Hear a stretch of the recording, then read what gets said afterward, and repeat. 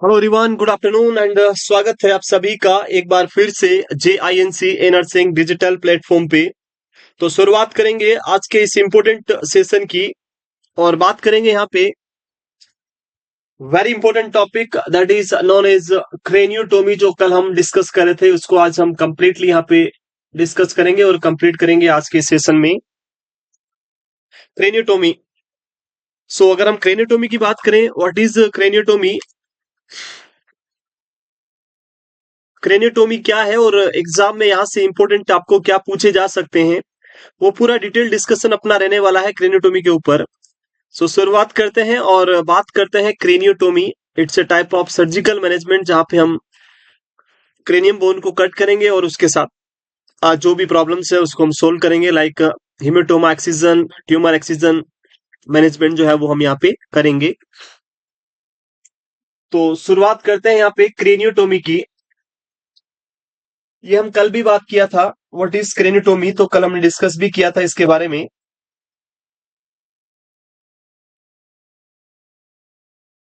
Surgical procedure that involve an incision through the cranium to remove accumulated blood or a tumor। अगर आपसे पूछा जाए कि what is craniotomy, अगर craniotomy के बारे में बात करें और पूछे कि क्रेनियोटोमी क्या है, तो आपका आंसर होगा कि craniotomy is a surgical procedure. ये एक टाइप का सर्जिकल प्रोसीजर है जिसकी हम बात कर रहे हैं। That surgical procedure involve an incision through the cranium to remove accumulated blood और ट्यूमर। एक्यूमुलेटेड ब्लड और ट्यूमर को जब हम रिमूव करने की बात करते हैं तो उसको हम यहाँ पे क्या बोलते हैं, craniotomy. That is considered as an craniotomy.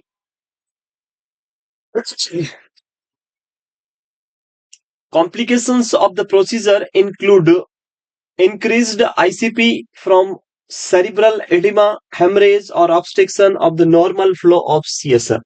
So ये हम कल भी डिस्कस कर चुके हैं। What are the complications associated with this procedure and what are the things जो आपको यहाँ पे ध्यान रखना है जिसकी हम बात कर रहे हैं।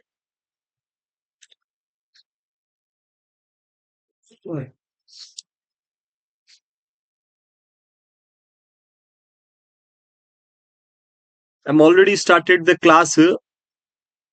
आप लोग जो है अपना हेलो हाई जो है वो सब अपनी पर्सनल चैट में क्या करें। आप लोगों को इतनी बार समझा देते हैं लेकिन आप लोग समझ में ही नहीं आता है। आप लोगों को अपनी हाई हेलो में पड़ी है, उसी की पड़ी है, उसी में लगे रहना है। मैं कल से चैट बॉक्स को परमानेंट बंद करवा दूंगा, उसके बाद कोई कमेंट ही नहीं कर पाएगा। And I think that will be more better for you.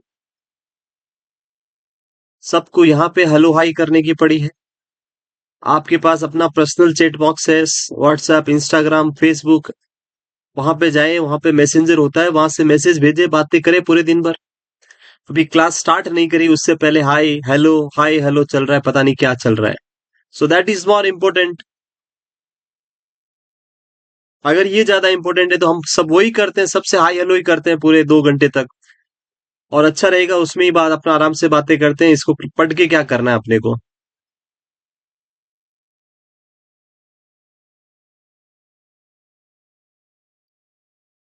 चलिए मूव करते हैं आगे और कंटिन्यू करते हैं यहाँ पे नेक्स्ट,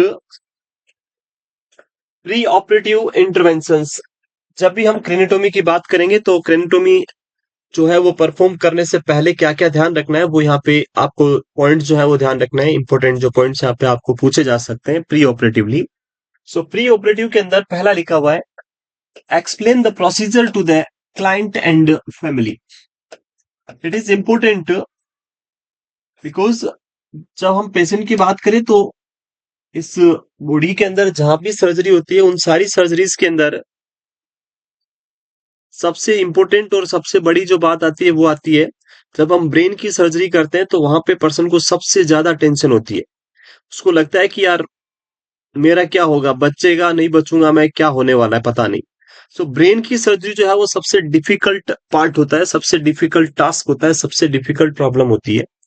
और उस ब्रेन की सर्जरी को जब हम परफॉर्म करेंगे तो पेशेंट को सीवियर एंजाइटी रह सकती है, प्रॉब्लम्स, उसको टेंशन ज्यादा हो सकती है। पेशेंट के रिलेटिव्स को भी ये प्रॉब्लम्स होती है। तो आपको वहां पे क्या करना है, कि पेशेंट और पेशेंट के रिलेटिव दोनों को यहाँ पे काउंसलिंग करना है, दोनों को प्रोसीजर कंप्लीटली एक्सप्लेन करना है। You have to explain the procedure to the client and family in detailed, पूरा डिटेल में आपको क्या करना होगा, प्रोसीजर जो है वो एक्सप्लेन करना है, पूरा बताना है, और उस प्रोसीजर्स के अकॉर्डिंग जो है आपको यहाँ पे ध्यान रखना है। सो पूरा डिटेल्ड प्रोसीजर हमें यहाँ पे explain the procedure to the client and family, जो आपको यहाँ पे ध्यान में रखना है। Next, prepare to save the client's head as prescribed, usually done in operative room and cover the head with an appropriate covering. जब हम क्रेनियोटोमी बात करेंगे तो हमें इस पार्ट की रिक्वायरमेंट होगी, और इस पार्ट पे जो हेयर्स है उनको हटाना पड़ेगा। विदाउट रिमूविंग दिस हेयर, बिना हेयर को रिमूव किए हम ये नहीं कर पाएंगे, तो हेयर्स जो है आपको यहाँ से रिमूव करने पड़ेंगे। इन हेयर्स को हटाने के लिए या इन हेयर्स को रिमूव करने की अगर हम बात करें तो इनको आप वार्ड के अंदर या ओटी के अंदर अगर हम बात करें तो ज्यादा प्रेफरेंस हम करते हैं ऑपरेशन थिएटर में, बिकॉज पेशेंट के लिए हेयर्स जो है वो एक इंपॉर्टेंट रोल प्ले करते हैं उसकी पर्सनालिटी में। अगर आप हेयर्स हटा देंगे, पेशेंट टकला हो जाएगा, तो उसको लगेगा कि यार ये क्या कर दिया मेरे साथ, मेरे बाल ही नहीं है, ऐसा क्या हो गया, ये क्या हो गया। इसीलिए हेयर्स को जो है सेव नहीं करना है। Most of the time doctors जो है सेविंग करवाते हैं ओटी के अंदर। अगर ऑर्डर किया है तो आप कर दें, और उसके बाद उसके ऊपर हेयर केप या फिर जो भी पेशेंट लगाना चाहे कपड़ा वो आप लगा दे, ताकि उसको असम फील नहीं हो। Stabilise the client before surgery, so ये भी इंपॉर्टेंट है कि पेशेंट को ओटी में ले जाने से पहले जो भी उसके पैरामीटर्स है, वाइटल हो, इलेक्ट्रोलाइट्स हो या ब्लड पैरामीटर्स हो, वो सारे के सारे आपको प्रॉपरली स्टेबलाइज करने, पूरे कंप्लीटली स्टेबलाइजेशन आपको उनका करना पड़ेगा। अगर वो स्टेबलाइज नहीं है, अप डाउन है, तो फिर वहां पे कॉम्प्लिकेशंस होने के चांसेस बढ़ जाते हैं। तो हमें क्या करना है, इन सारी चीजों को स्टेबलाइज करना है। So stabilise the client before surgery, that is an important point, one more important here, जो आपको ध्यान में रखना है। तो ये जो पॉइंट हम डिस्कस कर रहे हैं यहाँ पे, बात जो हम कर रहे हैं, preoperative intervention related to craniotomy surgery.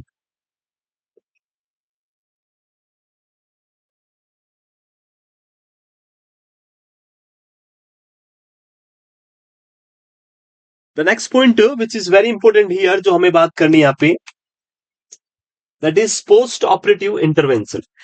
तो आपने एक्सप्लेन कर दिया, कंसेंट ले लिया, उसके बाद हेड सेव कर दिया और पेशेंट को ओटी में भेज दिया, और उसके अरे बिल्कुल कंसेंट लेना, बिल्कुल हेयर के लिए कंसेंट लेना पड़ेगा। पेशेंट के रिलेटिव से पूछना है, पेशेंट से पूछना है, बिना पूछे उसके हेयर कट नहीं करना है। बिना पूछे कट कर दिए तो पेशेंट आपके पीछे केस करने भाग जाएगा। सो इसलिए बिना पूछे तो आपको हेयर कट नहीं करना है, कुछ भी नहीं करना है। कंसेंट भी लेना होगा, और उसके साथ साथ में सारी थिंग्स जो आपको यहाँ पे करनी है वो सारा आपको करना पड़ेगा यहाँ पे। चलिए मूव करते हैं आगे, और नेक्स्ट जो आता है वो आता है पोस्ट ऑपरेटिव इंटरवेंशन। क्या क्या हम यहाँ पे करेंगे पोस्ट ऑप के अंदर, एज ए नर्स आपको क्या क्या ध्यान यहाँ पे रखना होगा।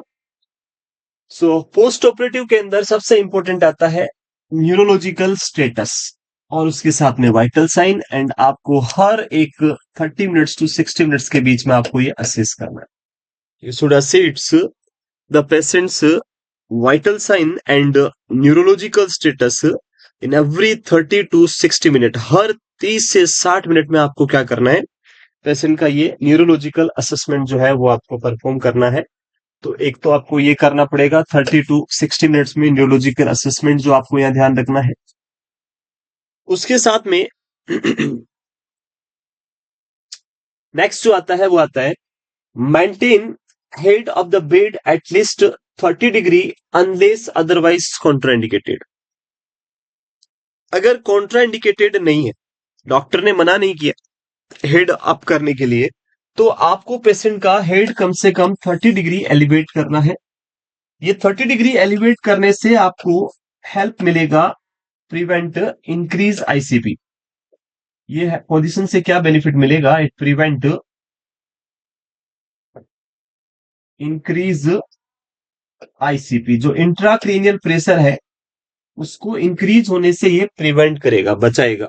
आपके आईसीपी को इंक्रीज होने से क्या करेगा, बचाएगा। So it prevent in the increase of intracranial pressure, जो आईसीपी बढ़ता है उसको ये आपकी प्रिवेंट करेगा, आईसीपी बढ़ने से रोकेगा, आईसीपी को नहीं बढ़ने देगा, जो ये आपकी हेल्प करेगा पोस्ट ऑपरेटिव इंटरवेंशन में। Maintain head of the bed at least 30 degree unless otherwise Contra indicated. अगर डॉक्टर ने मना किया कि हेड अप नहीं करना है तब तो ठीक है, लेकिन कॉन्ट्रा इंडिकेटेड नहीं है तो आपको 30 डिग्री मेंटेन करना है ताकि आईसीपी बढ़ने के चांसेस ना रहे। तो आपको क्वेश्चन आता है क्रेनियोटोमी के बाद पोजीशन क्या देनी है, तो preferred position is head up position 30 degree पे, और उसका पर्पज या रीजन क्या है, तो आंसर होगा ये आईसीपी को इंक्रीज होने से प्रिवेंट करने में आपकी हेल्प करेगा। Monitor for increased intracranial pressure, so ये पोजीशन जब आप देंगे तो इससे आपको हेल्प मिलेगा कि आईसीपी जो है उसके लिए भी आप मॉनिटरिंग करेंगे। Monitor for the increased intracranial pressure, ICP बढ़ने के कोज को भी आपको मॉनिटरिंग करनी है, उसको भी ध्यान में रखना है, तो उसके लिए भी आप मॉनिटरिंग करते रहें। इंक्रीज इंट्राक्रेनियल प्रेशर तो नहीं हो रहा है, उसके लिए आप देखते रहें। साइन ऑफ इंक्रीज आईसीपी जो है उसको आप मॉनिटर करते रहें, देखते रहें कि कोई ऐसे साइन तो नहीं आ रहे जो आईसीपी को इंक्रीज कर रहे हैं। तो sign of increase ICP assess करते रहेंगे, हम देखते रहेंगे और पेशेंट में ऑब्जर्व करते रहेंगे कि कोई ऐसे साइन तो नहीं है जो इंक्रीज आईसीपी को इंडिकेट कर रहे हैं, तो वो सारा हम यहाँ पे देखते रहेंगे। The next one is monitor for decreased level of consciousness, motor weakness और paralysis, aphasia, visual changes and personality. So ये जो सारे सिम्टम्स आपको दिख रहे हैं ये सारे किसके सिम्टम्स है? दीज आर द सिम्टम्स और sign of increase ICP. Increase ICP के ये सारे सिम्टम्स जो आपको यहाँ देखने को मिल रहे हैं, जो आपकी स्क्रीन के ऊपर की, decrease level of consciousness, motor weakness, paralysis, aphasia, visual changes and personality changes, ये सारे के सारे जो है ये आपके क्या है? इंक्रीज आईसीपी के सिम्टम्स हैं, और आपको इनको फ्रीक्वेंटली एवरी 30 to 60 मिनट में असेस करते रहना है। अगर इन सिम्टम्स में कोई भी सिम्टम्स अपीयर होते हैं तो तुरंत डॉक्टर को इन्फॉर्म करना है कि पेशेंट का आईसीपी बढ़ रहा है, बिकॉज अगर आईसीपी बढ़ेगा तो आपके पेशेंट में इंजरी, न्यूरॉन को इंजरी होने के चांसेस बढ़ेंगे और पेशेंट की कंडीशन और ज्यादा डिटोरिएट हो सकती है, डाउन हो सकती है। सो ये हमें एज ए नर्स ऑब्जर्वेशन और उसके साथ में ध्यान में पॉइंट जो है वो रखने हैं। क्लियर ये सभी को यहां तक? नेक्स्ट मूव करें आगे।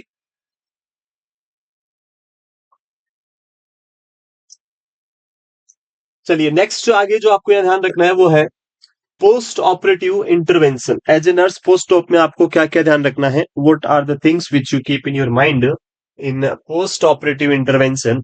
सो पोस्ट ऑपरेटिव इंटरवेंशन में अदर्स जो पॉइंट है वो है वेरी वेरी इंपॉर्टेंट पॉइंट जो यहां लिखा हुआ है, maintain mechanical ventilation and slight hyperventilation for the first 24 to 48 hours as prescribed to prevent increased ICP. एक और एमसीक्यू जो आपसे पूछा जा सकता है, पेशेंट में इंक्रीज आईसीपी को प्रिवेंट करने के लिए, आईसीपी को इंक्रीज होने से बचाने के लिए, पेशेंट में आईसीपी को इंक्रीज होने से बचाने के लिए हम पेशेंट के अंदर कौन सा मेजर प्राइमरली यूज करेंगे? तो one measure is position. Second measure जो डॉक्टर हमेशा यूज करते हैं वो है hyperventilation in early hours. 24 यानी 1 day to 2 days के बीच में, 1 से 2 दिन के बीच में, 24 to 48 आवर्स में आप क्या करेंगे? पेशेंट के अंदर हाइपर वेंटिलेशन यहाँ पे परफॉर्म करेंगे। पेशेंट को क्या करेंगे? हाइपर वेंटिलेट करेंगे, और हाइपर वेंटिलेट करने से बॉडी के अंदर, ब्रेन के अंदर ऑक्सीजन की कमी नहीं होगी, CO2 का लेवल नहीं बढ़ेगा, हाइपोक्सिया नहीं होगा, और ये नहीं होगा तो न्यूरॉन डैमेज नहीं होंगे और आईसीपी नहीं बढ़ेगा। तो ये प्राइमरी मैनेजमेंट जो हम यूज करते हैं हॉस्पिटल्स में, मैकेनिकल वेंटिलेशन जो हाइपर वेंटिलेशन के लिए यूज होता है, नियर बाई 24 to 48 आवर्स के लिए हम इसको यूज करेंगे, और इसकी वजह से आईसीपी जो है वो इंक्रीज होने के चांसेस जो है वो आपके रिड्यूस हो जाएंगे। तो to prevent ICP we will go for this hyperventilation for the first 24 to 48 hours as prescribed to prevent increased ICP. The next one is avoid extreme hip or neck flexion and maintain the head in a midline neutral position. So जब हम बात करते हैं position की तो patient को straight रखना है। हेड को जो है, ये जो नेक वाला जॉइंट है अपना, इसको ज्यादा बेंड नहीं करना, ना इसको करना है ना ही हिप को करना है। बिकॉज इससे क्या होगा, स्पाइनल कॉर्ड पुल होगा और उसकी वजह से आपके पूरे ब्रेन के अंदर इंजरी होने के या आईसीपी बढ़ने के चांसेस बढ़ इंक्रीज हो सकते हैं। तो आपको पेशेंट को न्यूट्रल पोजीशन में रखना है, ज्यादा इधर उधर बेंड नहीं करना है, नहीं तो पेशेंट में कॉम्प्लिकेशंस होने के चांसेस यहाँ पे बढ़ सकते हैं। तो वो भी हमें एज ए नर्स यहाँ पे ध्यान में रखना होगा। So clear these all points. Yes, move करें आगे next. These are the important points जो आपको यहाँ पे ध्यान रखना है, और these all are clear to everyone. Move करें आगे next.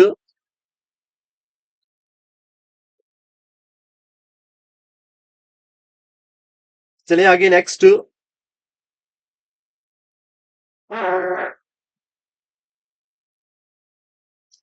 Provide quiet environment. So आपके पेशेंट को ये भी ध्यान रखना है as a nurse post op में, कि पेशेंट को स्टिमुलाई फ्री इन्वायरमेंट देना है। Stimuli free environment. पेशेंट के अंदर किसी तरह की कोई भी स्टिमुलाइज नहीं होनी चाहिए। आपके पेशेंट को, आपको जो है स्टिमुलाई फ्री इन्वायरमेंट जो है वो आपको यहाँ पे देखने को मिलेगी।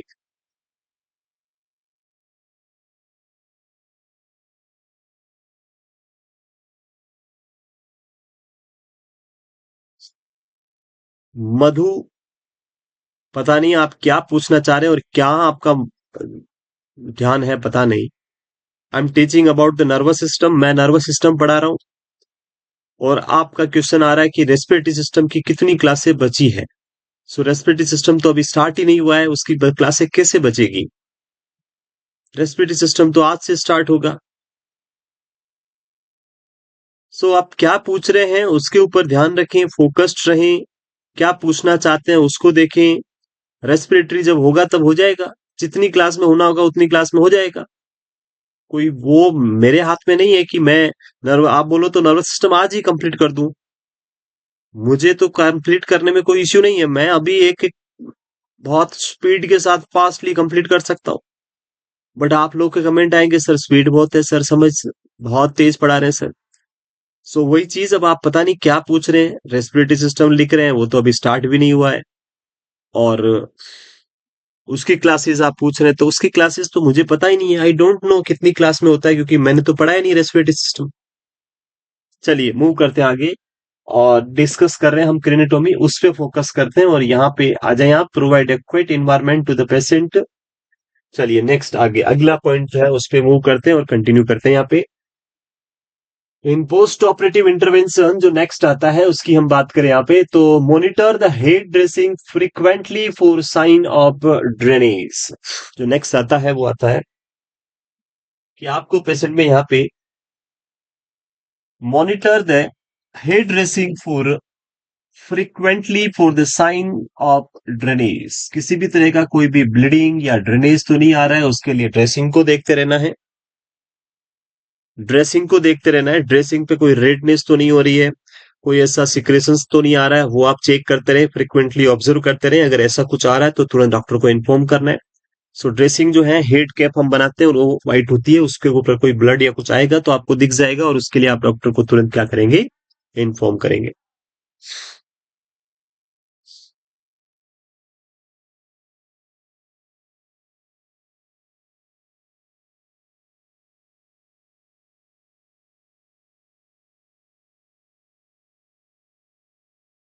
चलिए नेक्स्ट आगे मूव करते हैं। Mark any area of the drainage at least once each nursing shift for baseline comparison. So जो ड्रेनेज होता है उसके अंदर भी आपको ध्यान रखना है। जो ड्रेनेज बेग होता है उस पर आप मार्किंग कर देंगे कि इस लेवल पे था मॉर्निंग शिफ्ट में, अब इवनिंग में यहां तक आ गया, अब नाइट में इतना हो गया। तो आपको क्या होगा, उससे एक पता रहेगा बेसलाइन डाटा कि पहले इतना आ रहा था, अब इस शिफ्ट में इतना आया है, नेक्स्ट शिफ्ट में इतना आया, उससे आप कंपेरिजन कर सकते हैं। तो आप ड्रेनेज को क्या कर सकते हैं, मार्किंग कर सकते हैं या मेजर कर सकते हैं, दोनों में से एक करना है। जो बेग होगा, ये बेग है, तो इसमें यहाँ मार्क कर दे कि मॉर्निंग में यहाँ तक था, अब इवनिंग में यहाँ हो गया है। तो ये आपको कंपैरिजन के लिए मिलेगा कि इतना मॉर्निंग में आया था, इतना इवनिंग में आया, इतना नाइट में आया। ऐसे आप कंपैरिजन के लिए यूज कर सकते हैं।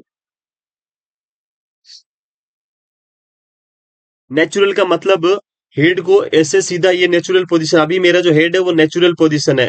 आप इसके नीचे 2-3 पिल्लो लगा दोगे, 4 पिल्लो लगा के बैठते हो, वो अब नॉर्मल, अब नॉन नेचुरल पोजीशन है।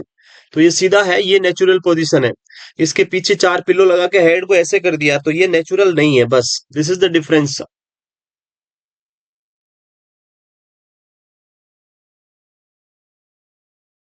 नेचुरल न्यूट्रल, जो न्यूट्रल पोजीशन या नेचुरल पोजीशन आप बोल सकते हो। न्यूट्रल मतलब कोई फोर्स नहीं जिसपे, स्पाइनल कोड पे या नेक पे कोई फ्लेक्शन नहीं होना चाहिए, ना कोई एक्सटेंशन होना चाहिए, सीधा रहना चाहिए, वो हम बात करें neutral. Monitor the drain which may be in place for 24 hours, maintain suction on the drain as prescribed. अगर ड्रेनिंग के अंदर सक्शनिंग के लिए बोला गया है तो वो भी आपको यहाँ पे अप्लाई करना है, अगर बोला है तो, नहीं बोला तो ओके। और उसके साथ में ड्रेनेज जो है वो 24 आवर्स के लिए रखा जाता है, तो उसको आप मॉनिटरिंग करते रहें, ड्रेन का अमाउंट देखते रहें, कंसिस्टेंटली उसको मेजर करते रहें, देखते रहें, बात करते रहें उसके बारे में। तो वो भी आपको ध्यान रखना है एज ए नर्स यहाँ पे।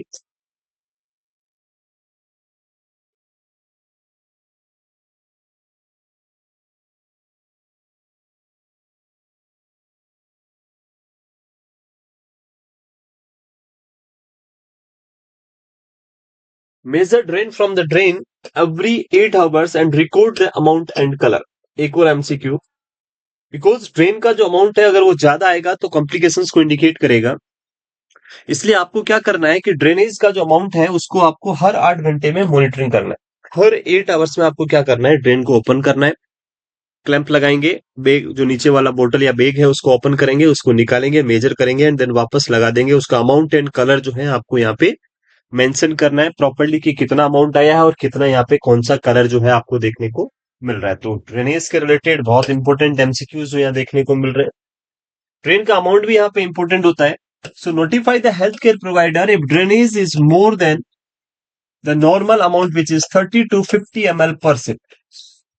जो 8 आवर्स की एक शिफ्ट है, उस 8 घंटे की शिफ्ट में अगर आपका ड्रेन का अमाउंट 30 to 50 ml तक है तो वो नॉर्मल या ओके है, उसमें कोई इश्यू नहीं है, दैट इज नॉर्मल और okay. But if the drainage amount is more then 50 ml पर शिफ्ट, एक शिफ्ट में अगर 50 ml से ज्यादा आता है या फिर जो पर डे है उसमें 100 ml या उससे ज्यादा आता है तो फिर हम उसको abnormally कंसिडर करते हैं। सो आपको ये कंफर्म करना है कि ड्रेन का अमाउंट 30 to 50 ml तक है। अगर इससे ज्यादा आ रहा है तो डॉक्टर को इन्फॉर्म करना है कि भाई ड्रेन जो है वो बहुत ज्यादा आ रहा है और आपके पेशेंट को कहीं ना कहीं इंटरनल ब्लीडिंग हो सकती है, तो आप उसके लिए असेसमेंट करें, असेस करें पेशेंट की कंडीशन, प्रॉब्लम कहीं है तो उसको आइडेंटिफाई करें और उसको सॉल्व करें। Record strict measurement of hourly intake and output. IO charting proper measure करना है, मेंटेन करना है, एज ए नर्स आपकी रेस्पॉन्सिबिलिटी है। यू हैव टू मैनेज और maintain the patient intake and output charting every hourly. Maintain fluid restriction at 1500 ml per day as prescribe. Fluid restriction करने की वजह से क्या बेनिफिट मिलेगा, तो जब हम फ्लूइड का जो रेस्ट्रिक्शन अपन अप्लाई करेंगे यहाँ पे, उससे क्या होगा कि पेशेंट के अंदर आईसीपी जो है वो इंक्रीज होने के चांसेस नहीं रहेंगे। आईसीपी यहाँ पे क्या होगा, मेंटेन हो जाएगा, आईसीपी के इंक्रीज होने के जो चांसेस है वो रिड्यूस हो जाएंगे। इसीलिए आपको प्रॉपरली यहाँ पे क्या करना है, fluid restriction, maintain the fluid restriction at 1500 ml to prevent increase ICP. ICP को इंक्रीज होने से बचाने के लिए, प्रिवेंट करने के लिए आपको जो है यहाँ पे फ्लूइड जो रेस्ट्रिक्शन है वो भी यहाँ पे अप्लाई करना है, प्रॉपरली मेंटेन करना है। उसके लिए रेस्ट्रिक्शन आपको 1500 ml तक रखना है। The next point or the last slide is the monitor for this arrhythmias which may occur as a result of fluid and electrolyte imbalances.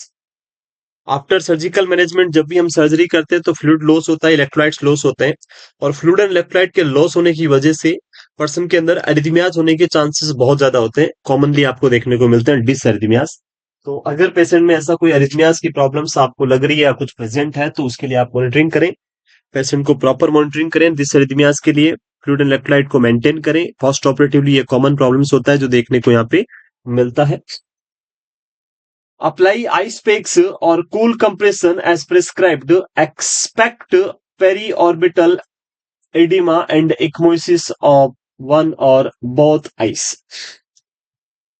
As we already discuss in the head injury, आपने देखा होगा, हमने पढ़ा था peri orbital oedema, जिसको हमने नाम दिया था रैकोन्स आईज या पांडास आई, और उसके साथ में इक्मोसिस ऑफ वन और बोथ आईज जो है, वहां पे आपको ये भी देखने को मिल सकता है।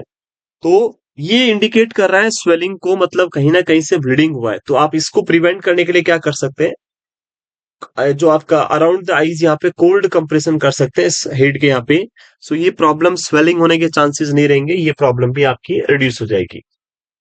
Provide range of motion exercise every 8 hour, तो एक्सरसाइज तो बेनिफिशियल होती है हमेशा के लिए, और proper range of motion exercise जो है वो प्रोवाइड करनी है पेशेंट को, अच्छे से एक्सरसाइज करानी है, ताकि जितना एक्सरसाइज हम कराएंगे उतना ही जल्दी पेशेंट क्या होगा, रिकवर करेगा। सो this is all about the post operative management of craniotomy. So I think what is craniotomy and what are the expected management for this craniotomy? We discussed everything in detailed, and you will have a correct concept in your mind about this craniotomy now. Yes, this is clear now to everyone.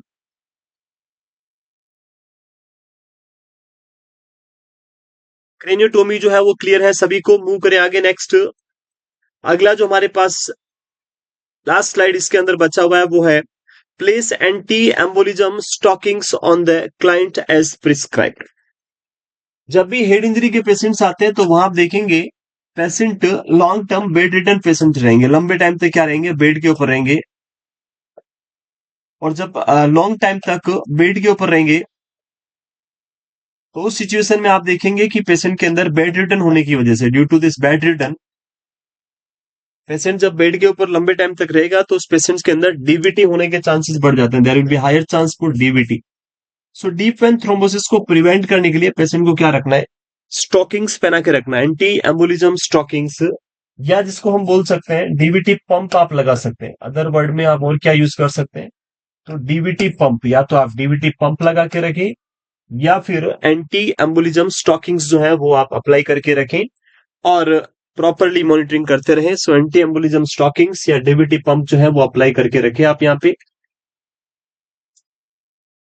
Next one is N administer anti-scissor medications, antacids, corticosteroids and antibiotics as prescribed. तो ये secondary issues जो भी आ रहे हैं उन सबको ठीक करने के लिए, लाइक एसिडिटी को ठीक करने के लिए एंटासिड्स, सीजर को ठीक करने के लिए anti scissor medication, corticosteroids, inflammation को कम करने के लिए, और इन्फेक्शंस के लिए एंटीबायोटिक्स जो है हम यहाँ पे प्रोवाइड करेंगे पेशेंट को। तो ये सारा भी आपको यहाँ पे ध्यान रखना है, ये सारी चीजें देनी है पेशेंट्स को properly. When administered analgesics such as codeine sulfate or acetaminophen as prescribed for pain, दर्द के लिए जो है acetaminophen, other analgesic like codeine आप दे सकते हैं, एसिटामिनोफेन दे सकते हैं, जो पेन को कम करने के लिए हम पेशेंट्स में यूज करते हैं। तो ये कोई ज्यादा इंपॉर्टेंट नहीं, यहाँ पे मेन इंपॉर्टेंट ध्यान रखें कौन सी डीवीटी कॉम्प्लिकेशंस को प्रिवेंट करने के लिए स्टॉकिंग्स लगाना है, और पेन के लिए कौन सी मेडिकेशन हम यूज करते हैं, तो कोडेन या फिर एसिटामिनोफेन जो है वो हम यहाँ पे यूज करते हैं एनाल्जेसिक। तो यहाँ पे क्रेनियोटोमी कंप्लीट होता है। Now I am entering in a very important disease. हमने आईसीपी पढ़ा, मेनिंजाइटिस पढ़ा, उसके साथ में हेड इंजरी पढ़ा। अब हम पढ़ रहे हैं एक और इंपॉर्टेंट डिजीज, और वो है आपकी Parkinson disease. Now we have an very very important disease जिसको हम बोलेंगे यहाँ पे पार्किंसन डिजीज। तो आपका जो सिस्टम है उसको मैं कंप्लीट कर दूंगा with in 4 to 5 classes. 4 to 5 class, 4 से 5 क्लास में आपका ये नर्वस सिस्टम कंप्लीट हो जाएगा, और उसके बाद हम स्टार्ट कर देंगे आपका नेक्स्ट सिस्टम, रीनल सिस्टम। तो पार्किंसंस डिजीज की बात करते हैं। पार्किंसन क्या है इसकी बात करें, इसको डिस्कस करें। पीडी क्या है उसको हम बात करें यहाँ पे। Very very important disease Parkinson disease. Short में हम इसको पीडी भी बोलते हैं, और अदर वर्ड में अगर हम बात करें तो it's a neuro degenerative disorder, neuro degenerative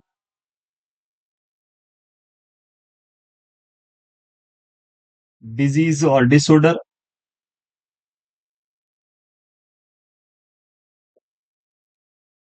सो इस डिजीज के अंदर क्या आपको देखने को मिलता है, न्यूरो डिजनरेटिव डिसऑर्डर्स के अंदर या पार्किंसन डिजीज के अंदर,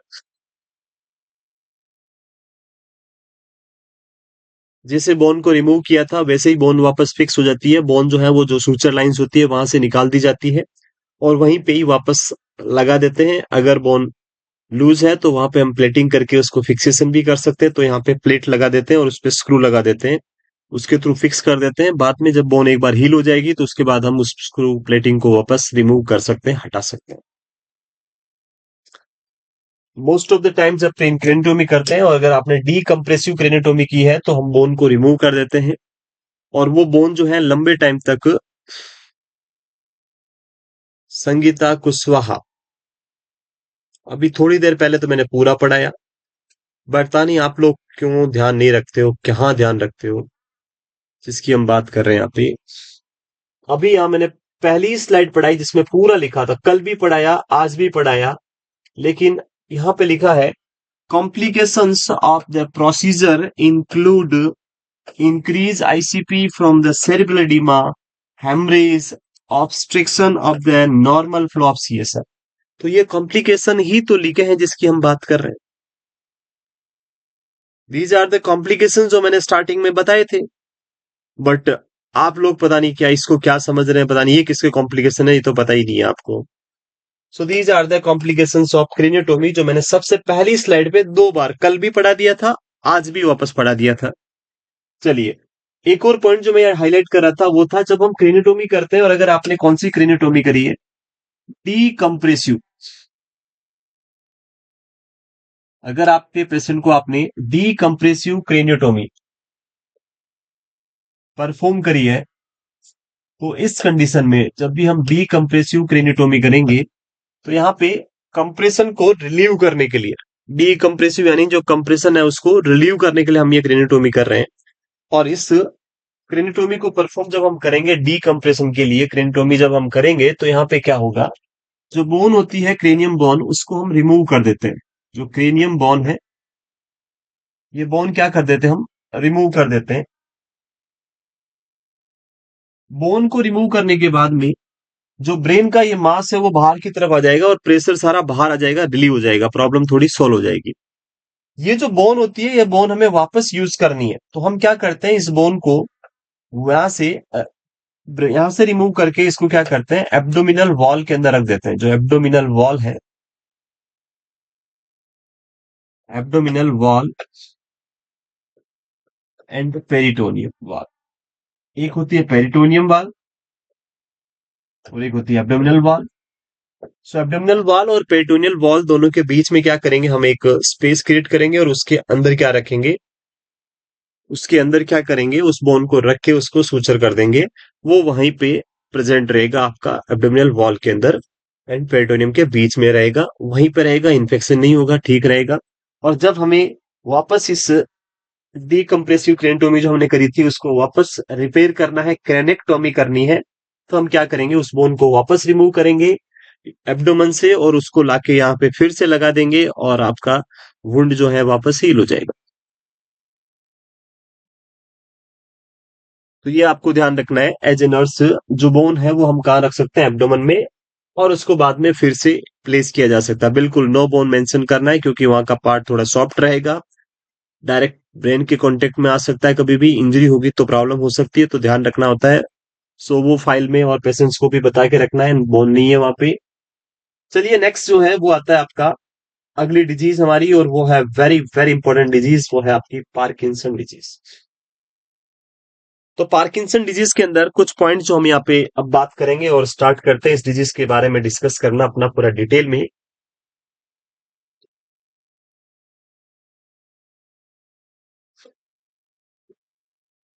तो जब हम पार्किंसन डिजीज की बात करते हैं, सो पार्किंसन डिजीज के अंदर पहला पॉइंट आता है, पार्किंसन डिजीज के अंदर होता क्या है, what the problem persist in the Parkinson disease. तो पार्किंसन डिजीज के अंदर जो आपको देखने को मिलता है वो मिलता है, इट अकर्स और disease happen due to the decrease level of dopaminergic activity.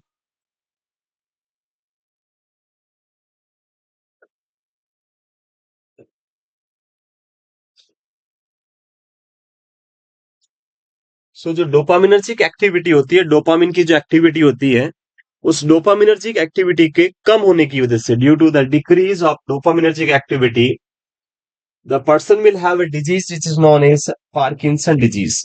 Patient में क्या होती है, एक डिजीज होगी, उसको हम क्या बोलेंगे, पार्किंसन डिजीज। तो यहां से पहला एमसीक्यू बनता है कि पार्किंसन डिजीज में कौन से न्यूरोट्रांसमीटर का प्रॉब्लम होता है। तो आपका आंसर होगा the problem is related to Parkinson disease is related to dopamine. किसकी प्रॉब्लम, तो आंसर होगा डोपामिन का इश्यू आपको यहाँ पे देखने को मिलता है। नेक्स्ट आता है कि पार्किंसन में डोपामिन का लेवल या एक्टिविटी डिक्रीज क्यों होती है। तो इसका रीजन होता है because neuro degeneration, neuro degeneration, neuron degenerate हो जाते हैं और उसकी वजह से आपको जो है ये डोपामिनर्जिक एक्टिविटी रिड्यूस देखने को मिलती है। न्यूरॉन डीजनरेशन कहाँ पे और कौन से न्यूरॉन होते हैं, तो ये भी आपको ध्यान रखना है कि जो न्यूरॉन डीजनरेट होते हैं ये आपको देखने को मिलता है आपके basal ganglia and midbrain के अंदर एक एरिया होता है, इसको याद रखना है, सबस्टेंशिया नाइग्रा, सबस्टेंशिया निग्रा। सो ये जो दो एरियाज है ब्रेन के, उन दोनों के अंदर ये न्यूरो डीजनरेशन होता है और उसकी वजह से यहाँ पे जो डोपामिनर्जिक न्यूरॉन होता है सबस्टेंशिया नाइग्रा के अंदर एक एरिया होता है जिसको हम बोलते हैं पार्स कॉम्पैक्टा, पार्स कॉम्पैक्टा। और ये पार्स कॉम्पैक्टा क्या करता है, डोपामिन का फॉर्मेशन करता है। ये क्या बनाता है, डोपामिन।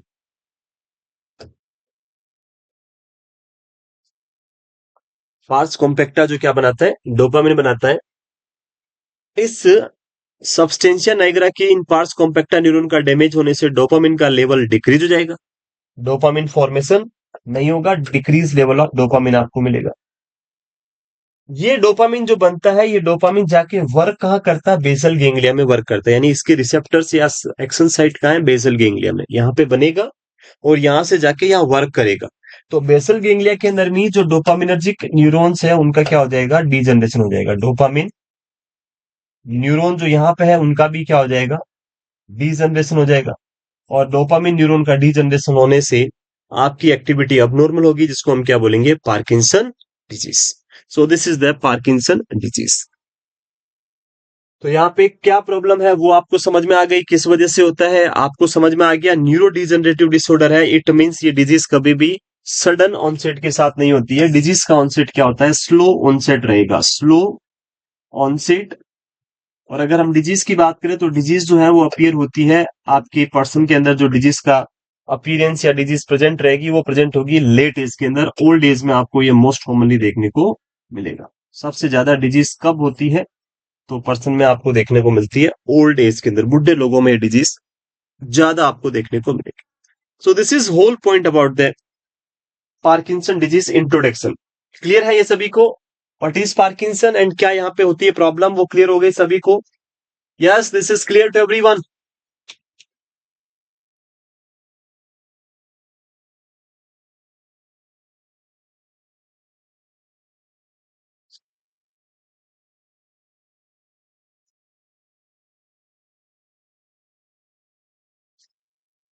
अरे मूव करें आगे यहाँ पे।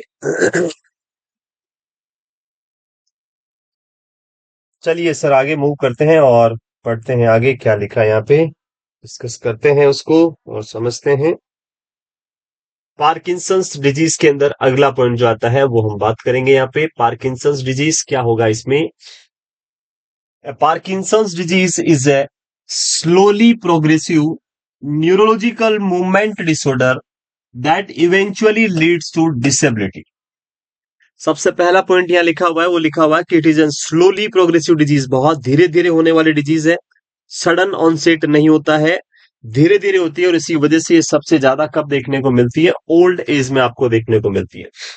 सो it's a slowly progressive disease neurological disorder that eventually lead to disability, person के अंदर आपको डिसेबिलिटी जो है वो देखने को यहाँ पे मिलती है। The next one is it is a neurological degenerative disorder. MCQ आता है एग्जाम में कि which of the following is an example of neuro degenerative disorder. Neuron का डीजनरेशन होता है, धीरे धीरे स्लोली स्लोली क्या होते जाएंगे, न्यूरॉन डीजनरेट होते जाएंगे। तो वो कौन से डिजीज का एग्जाम्पल का नाम पूछे आपसे, तो आंसर क्या लिखना है, Parkinson disease. Parkinson disease is an example of neuro degenerative disorder. Parkinson किसका एग्जाम्पल है, न्यूरो डीजनरेटिव डिसऑर्डर का एग्जाम्पल है। डिजीज अफेक्ट्स मेन मोर देन वुमेन। अगर हम बात करें यहाँ पे इंसिडेंस रेट की, तो यहाँ पे मेल जो होते हैं, मेल पॉपुलेशन अगर हम उसकी बात करें तो उसमें डिजीज के रेशो ज्यादा रहता है compare to the female. Female के अंदर ये डिजीज थोड़ा कम अफेक्ट करती है। एज की बात करें तो इंसिडेंस फिर एज पे 50 इयर्स या उसके बाद आपको देखने को मिलेंगे। अर्ली एज में ये पार्किंसन होना पॉसिबल नहीं है। क्यों पॉसिबल नहीं है, क्योंकि डिजीज कौन से ग्रुप की है, it's a neuro degenerative disorder, neuron के डिजनरेशन होने की वजह से होता है, और इसी वजह से ये अर्ली स्टेज में पॉसिबल नहीं है। It is not present in the early stage, it is always present in late stage. तो लेट स्टेज में ही आपको ये देखने को मिलेगी। So disease affects men and more than women and symptoms appear at 50 years of age. 50 साल की एज पे जो है ये सिम्टम्स आपको देखने को मिलते हैं।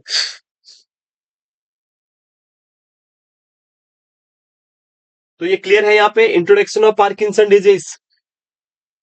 Introduction of Parkinson disease clear to everyone.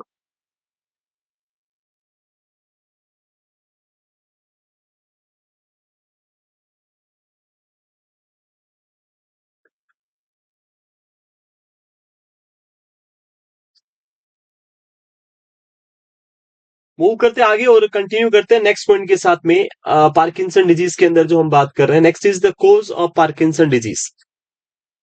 Parkinson disease होने के क्या क्या कोजेस है, what are the cause for this disease. Cause से भी एमसीक्यूज एग्जाम में पूछे जाते हैं। तो इसके कोज के अंदर जो सबसे पहला कोज जो आपको देखने को मिलेगा, जो always your favourite one and वो रहता है अननोन इटियोलॉजी। इसका एग्जैक्ट मैकेनिज्म क्या है, एग्जैक्टली ये डिजीज कैसे होती है, the main cause is unknown. अभी तक पता नहीं है कि ये डिजीज किस वजह से होती है। So the main cause for this Parkinson disease is unknown.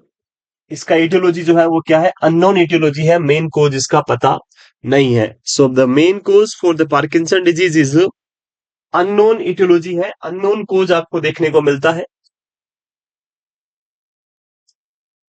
The other ones are like genetic. Genetics की वजह से भी आपको ये डिजीज देखने को मिल सकती है। जेनेटिक्स जो आपको यहाँ पे पता हो सकता है।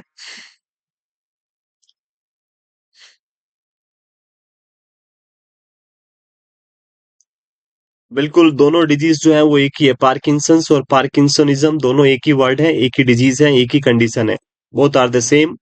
एंड श्वेता पटेल का क्वेश्चन है कि सर मेल में ज्यादा क्यों होती है और फीमेल में क्यों कम होती है, इसका रीजन तो there is no known cause is there. अभी तक ऐसा कोई नॉन इटियोलॉजी पता नहीं चला है, तो ये पता लगाना तो बहुत मुश्किल है। So it is unknown thing है। बस रेसो के बेसिस पे जब डिजीज का अक्रेंस होता है, वहां पे रेसो देखते हैं, तो रेसो में क्या फिल मिला है कि मेल के अंदर ये ज्यादा होती है कंपेयर टू फीमेल। अब इसका कोज जब पता चलेगा तब ही हम इस रेसो के बारे में भी क्लियरेंस दे पाएंगे आगे जाके।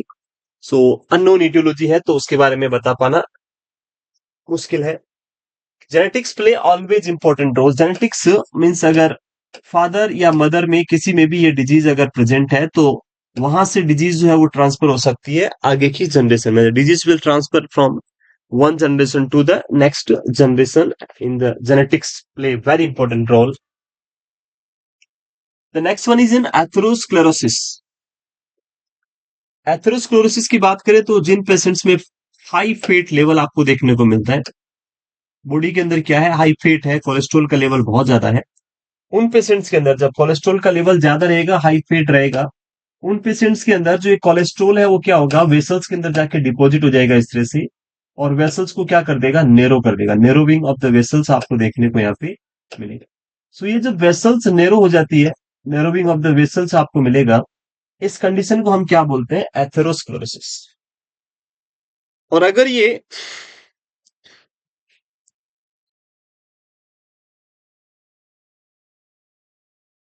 स्यूडो पार्किंसंस का मतलब होता है जब पार्किंसन डिजीज जो हम पढ़ रहे हैं उसमें अगर हम बात करें तो न्यूरॉन के डैमेज होने की वजह से जब डिजीज होती है तो उसको हम बोलते हैं पार्किंसन डिजीज।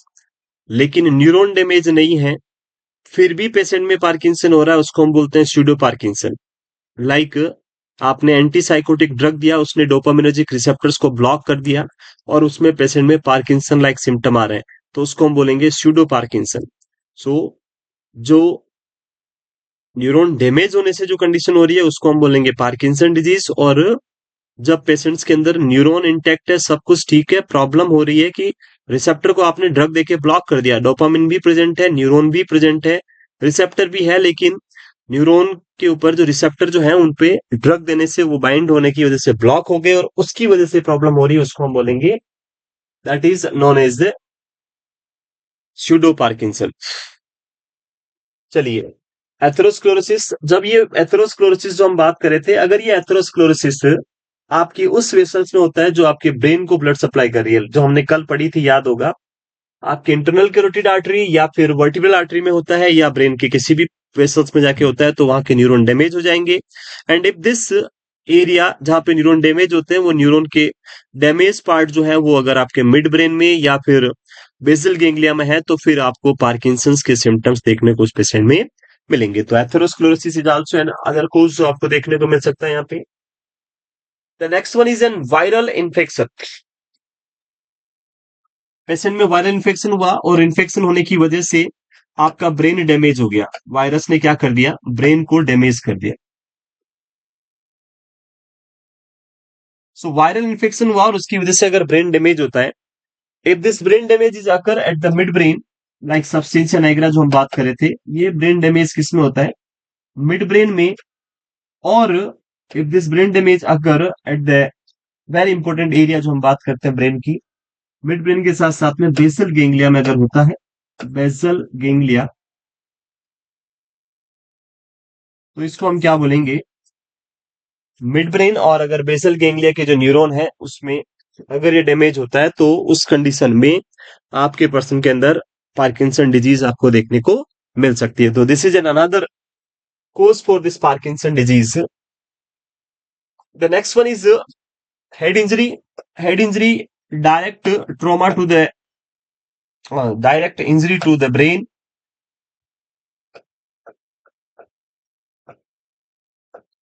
Direct trauma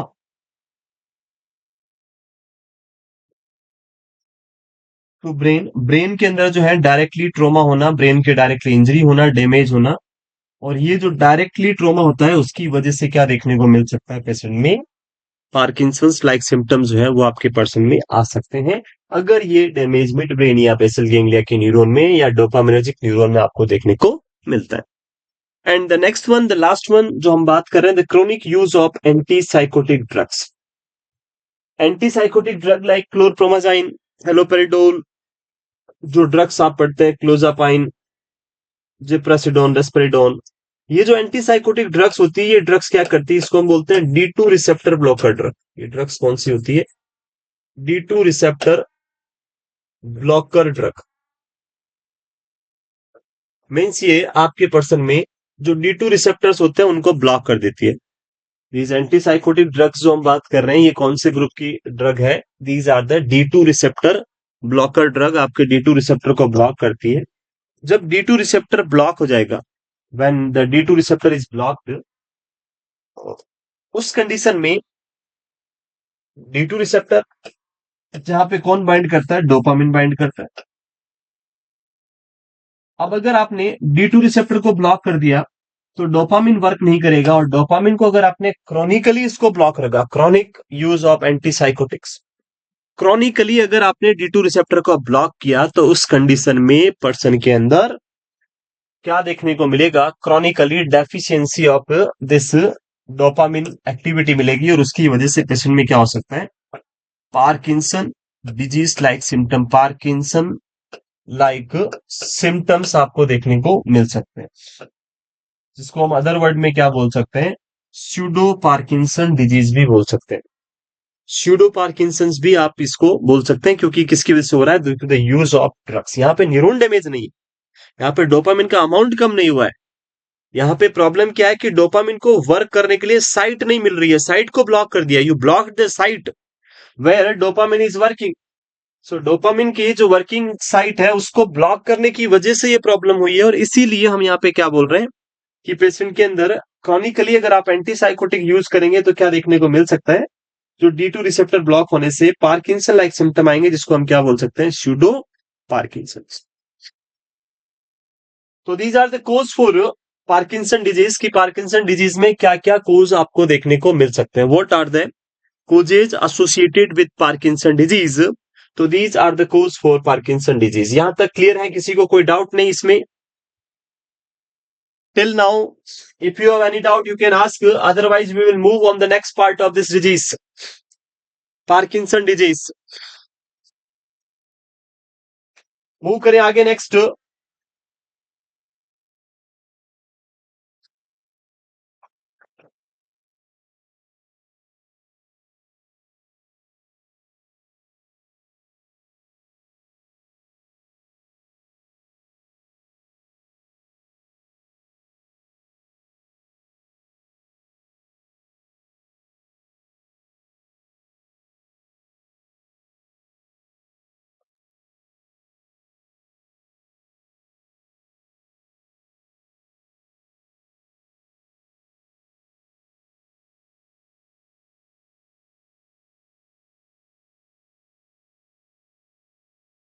चलिए मूव करते आगे।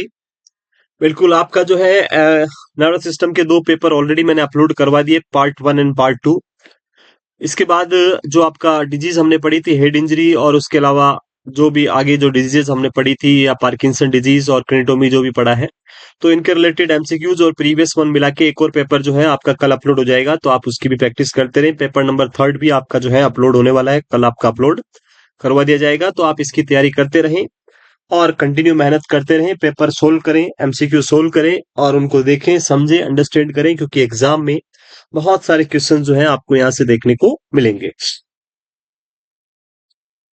The next one is an pathophysiology. What are the pathophysiological factor और the cause for this problem जो आप देख रहे हैं, उसके क्या क्या कोज है, क्या क्या प्रॉब्लम जो आपको यहाँ देखने को मिल सकती है। पैथोफिजियोलॉजी या कोज जो इसके आपको देखने को मिलेंगे, अगर हम उसकी बात करें क्या कोज आपको मिलेंगे, पैथोफिजियोलॉजी पढ़ने के लिए कुछ पॉइंट जो मैंने यहाँ मेंशन किए हैं। जो यहाँ पे पहला पॉइंट लिखा हुआ है कि Parkinson occurs due to the decrease dopamine resulting from the destruction of neuronal cell in the substantia nigra in the basal ganglia and the midbrain. Parkinson होने का कोज क्या है? बिल्कुल, आप उसको रिफ्रेश करें, शो हो जाएगा। पेपर जो है वो दोनों ही अवेलेबल है, टेस्ट लिस्ट के अंदर आप जाएंगे तो वहां पे 1 और 2 नंबर से आपको नर्वस सिस्टम के पेपर मिलेंगे, और दोनों को आप अटेम्प्ट करें। पार्किंसन की अगर हम बात करें, पार्किंसन डिजीज की अगर हम बात करें, तो यहाँ पे मेन कोज क्या है, तो आंसर आपको क्या लिखना है, डिक्रीज डोपामिन। पार्किंसन का मेन कोज क्या है, तो आंसर क्या है, डिक्रीज डोपामिन। नेक्स्ट आता है कि डोपामिन का लेवल डिक्रीज क्यों होता है, तो अगला रीजन यहां लिखा हुआ है, डिस्ट्रक्शन ऑफ न्यूरोनल सेल। कौन से न्यूरॉन, जो न्यूरॉन सबस्टेंशिया नाइग्रा में या फिर बेसल गैंग्लिया जो पार्ट है वहां पे जो न्यूरॉन होते हैं, जो आपके डोपामिन बनाने का या वर्क करने का काम करते हैं डोपामिन के लिए, वो न्यूरॉन डैमेज हो जाएंगे, उसकी वजह से डोपामिन का लेवल कम होगा, डोपामिनर्जिक एक्टिविटी कम हो जाएगी, और उस कंडीशन में आपको क्या देखने को मिलेगा, पार्किंसन डिजीज जो है वो आपको यहाँ देखने को मिलेगी। एक और इंपॉर्टेंट एमसीक्यू जो आपको यहाँ ध्यान रखना है वो है, टिल 60% डैमेज ऑफ न्यूरॉन। जो आपके बॉडी के अंदर न्यूरॉन है, टोटल न्यूरॉन डोपामिन बनाने वाले जो हैं, उनमें से अगर ओनली 60% डैमेज हुए हैं और अभी भी क्या है 40% वर्किंग है, टोटल आपके जो है उनमें से 60% का क्या हो गया, डैमेज हो गया या लेस, 60% और लेस, और 40% अभी भी क्या है, नॉर्मल वर्किंग है। उस कंडीशन में अगर डैमेज 60% या उससे कम है और वर्किंग जो है वो 40% या उससे ज्यादा है, इस सिचुएशन में आपके न्यूरॉन का अभी भी जो कैपेसिटी है वो अभी भी मेंटेन है कि वो डोपामिन के लेवल को मेंटेन कर सकते हैं। आपकी बॉडी में जो आपको डोपामिन रिक्वायर्ड है उसको मेंटेन करने के लिए 40% न्यूरॉन ही इनफ है। 40% level of neuron is enough to maintain the dopamine level. अगर 40% से कम लेवल बचता है, न्यूरॉन का डैमेज 60% से ज्यादा होता है और जो नॉर्मल न्यूरॉन है वो 40% से कम हो जाते हैं, तो उस कंडीशन में आपके पर्सन में आपको क्या देखने को मिलेगा? पार्किंसन के सिम्टम्स आएंगे। दूसरा पॉइंट यह लिखा हुआ है डोपामिन का लेवल। अगर ब्रेन के अंदर डोपामिन का लेवल 80% तक मेंटेन है, 80% या उससे ज्यादा है, तो उस कंडीशन में किसी तरह के कोई भी सिम्टम्स आपको देखने को नहीं मिलेंगे। लेकिन अगर ये ब्रेन के अंदर डोपामिन का लेवल 80% से डाउन जाता है तो क्लिनिकल सिम्टम्स आना स्टार्ट हो जाएंगे। तो आपके क्लिनिकल सिम्टम्स कब प्रेजेंट होंगे? डैमेज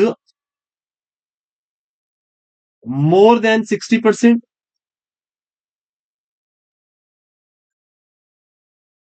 और डोपामिन लेस देन 60% है, तो इस कंडीशन में आपके पर्सन में क्या आएंगे? पार्किंसन के सिम्टम्स आपको देखने को मिलेंगे। अगर इसका उल्टा बोले हम कि डैमेज इज लेस देन 60% और dopamine level is more than 80%, then there is no symptoms of Parkinson disease. Parkinson के कोई सिम्टम्स आपको देखने को नहीं मिलेंगे। तो आई थिंक इन दोनों लाइन का मीनिंग जो है वो क्लियर हो गया होगा आपको। यस और no, what the meaning of these two points? जो नीचे वाले दो पॉइंट है उन दोनों का पॉइंट का मीनिंग क्लियर है सभी को? What is the meaning of these two point जो नीचे लिखे हुए उनका मीनिंग क्लियर है दोनों का?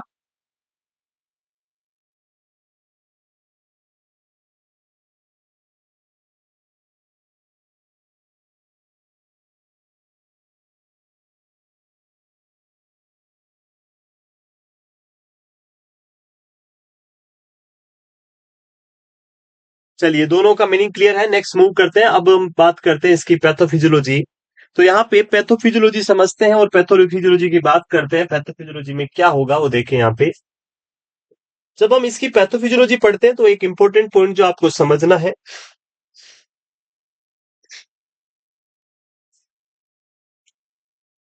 This is an basal ganglia. जो बेसल गेंगलिया है,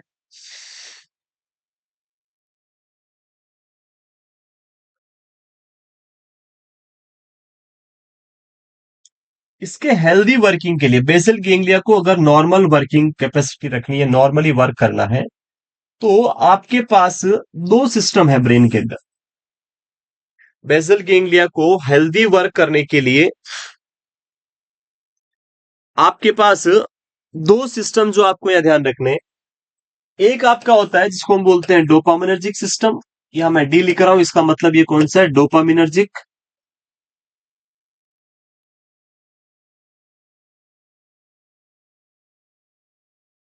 और दूसरा होता है जिसको हम बोलते हैं कोलिनर्जिक।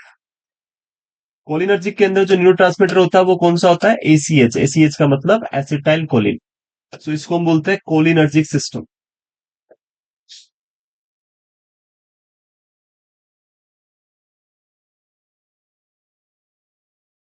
दो सिस्टम जो आपको यहां पे ध्यान रखना है, एक है डोपामिनर्जिक सिस्टम और एक है आपका कोलिनर्जिक सिस्टम। ये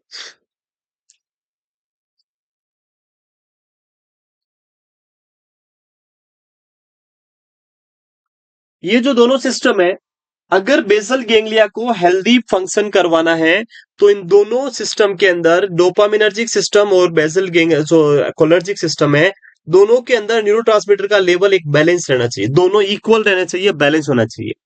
ना तो इसका लेवल कम ज्यादा होना चाहिए, ना ही इसका लेवल कम ज्यादा होना चाहिए। दोनों का लेवल क्या रहना चाहिए? बैलेंस्ड रहना चाहिए। डोपामिनर्जिक न्यूरॉन का और कोलिनर्जिक सिस्टम जो हम बात करें, दोनों का ही लेवल अगर इक्वल है तो बेसल गेंगलिया वर्क करेगा बिल्कुल हेल्दी। अगर किसी भी वजह से, due to any reason, if the level of the dopamine is decreased, जो हम बात कर रहे थे, अगर डोपामिन का लेवल डिक्रीज होता है, ये जो आपका वेट मशीन होता है वैसा है। एक तरफ अगर कम होगा तो दूसरी तरफ ऑटोमेटिकली ज्यादा हो जाता है। आपने देखा होगा वेट मशीन ऊपर नीचे होती रहती है, जिधर ज्यादा होगा उधर नीचे, कम उधर ऊपर, ऐसे ही होता है वेट मशीन। तो अगर वो कम हो गया तो ये ऑटोमेटिकली क्या हो जाएगा, ज्यादा। जब आप रेशो देखोगे तो उसका लेवल कम होने पे इसका लेवल ऑटोमेटिकली क्या हो गया, ज्यादा। और ये दोनों ऐसे हो जाएंगे, अभी ऐसे सीधा है, उसके बाद दोनों कैसे हो जाएंगे, कुछ इस तरह से हो जाएंगे, एक ऊपर और एक नीचे। और अगर ये बैलेंस बिगड़ गया, if this balance is altered, in that situation your basal ganglia will not work normally. अगर ये बेसल गैंग्लिया के अंदर बैलेंस बिगड़ जाता है तो आपका बेसल गैंग्लिया यहाँ पे हेल्दी वर्क नहीं करेगा, और उसकी वजह से बॉडी में सिम्टम्स आना स्टार्ट हो जाएंगे। Due to the decrease level of dopamine the person will have symptoms which is very important. Symptoms जो आपको ध्यान रखना है वो है, द फर्स्ट वन इज ब्रेडिकाइनेशिया,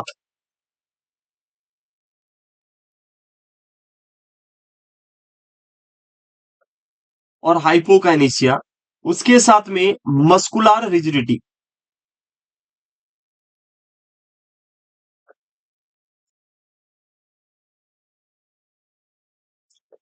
दो स्पेसिफिक सिम्टम्स जो मैंने लिखे हैं, ब्रेडिकाइनेशिया एंड मस्कुलर रिजिडिटी, ये दोनों सिम्टम्स अपीयर होने का रीजन क्या है, डिक्रीज लेवल ऑफ डोपामिन या decrease activity of dopaminergic system that lead to bradykinesia and muscular rigidity.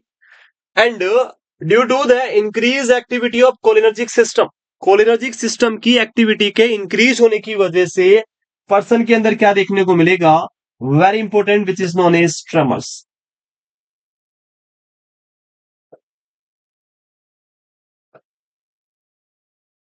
तो दो कंडीशन जो याद रखनी है, bradykinesia and muscular rigidity, it occur due to the decreased level of dopaminergic activity, and the tremors is present, that is due to the increased activity of cholinergic system. So this is the classical triad of Parkinson disease. ये तीन symptom के combination को हम क्या बोलते हैं, classical triad of Parkinson disease. और तीनों सिम्टम के होने का रीजन क्या है वो याद रखना है। दो सिम्टम का रीजन डोपामिनर्जिक एक्टिविटी का कम हो जाना, और एक सिम्टम का रीजन कोलिनर्जिक एक्टिविटी का ज्यादा हो जाना। सो ये आपको यहाँ पे ध्यान में रखना है, एग्जाम में पूछा जाता है तो दोनों का आंसर्स आपको क्लियरली पता होना चाहिए। जब मैं आगे मैनेजमेंट पढ़ाऊंगा तो मैनेजमेंट के हमारे पास दो ऑप्शंस होंगे। हमें क्या करना है, इस बेसल गैंग्लिया के फंक्शन को हेल्दी करने के लिए इन दोनों को वापस बैलेंस लेके आना है। अब बैलेंस लाने के लिए आपको क्या करना होगा, तो पहला ऑप्शन तो है कि आप क्या करें, डोपामिन के लेवल को इंक्रीज करें। जब ये इंक्रीज होगा तो वापस बैलेंस हो जाएगा। इसीलिए पार्किंसन को ठीक करने के लिए हम क्या दे सकते हैं, डोपामिनर्जिक ड्रग दे सकते हैं। दूसरा ऑप्शन आपके पास है कि आप क्या करें, कोलिनर्जिक सिस्टम या कोलिनर्जिक एक्टिविटी है, ये जो कोलिनर्जिक एसिटाइल कोलिन ज्यादा हो रहा है इसको थोड़ा कम कर दे। अगर इसको नहीं बढ़ा सकते तो इसको कम कर दो। जब ये कम होगा तो दोनों फिर से इक्वल हो जाएंगे और वापस बैलेंस हो जाएगा। इसलिए हम दो टाइप की ड्रग्स यूज करते हैं इस डिजीज को ट्रीट करने के लिए। एक हम करते हैं यहाँ पे इन डोपामिनर्जिक ड्रग जो डोपामिन के लेवल को बढ़ाएगी, और दूसरी ड्रग हम यूज करते हैं एंटी कोलिनर्जिक ड्रग जो कोलिनर्जिक सिस्टम को डिक्रीज करेगी, जिससे दोनों वापस क्या हो जाएंगे, बैलेंस हो जाएंगे। तो either you can increase the dopamine level और either you can decrease the cholinergic system activity. दोनों ऑप्शंस आपके पास होंगे, उससे आप इसको फिर से बैलेंस कर सकते हैं। तो यहाँ पे क्या लिखा है इसकी हम बात कर लेते हैं, और क्या पूछा है वो देख लेते हैं, क्या डिस्कस कर रहे हैं इसमें लिखा हुआ।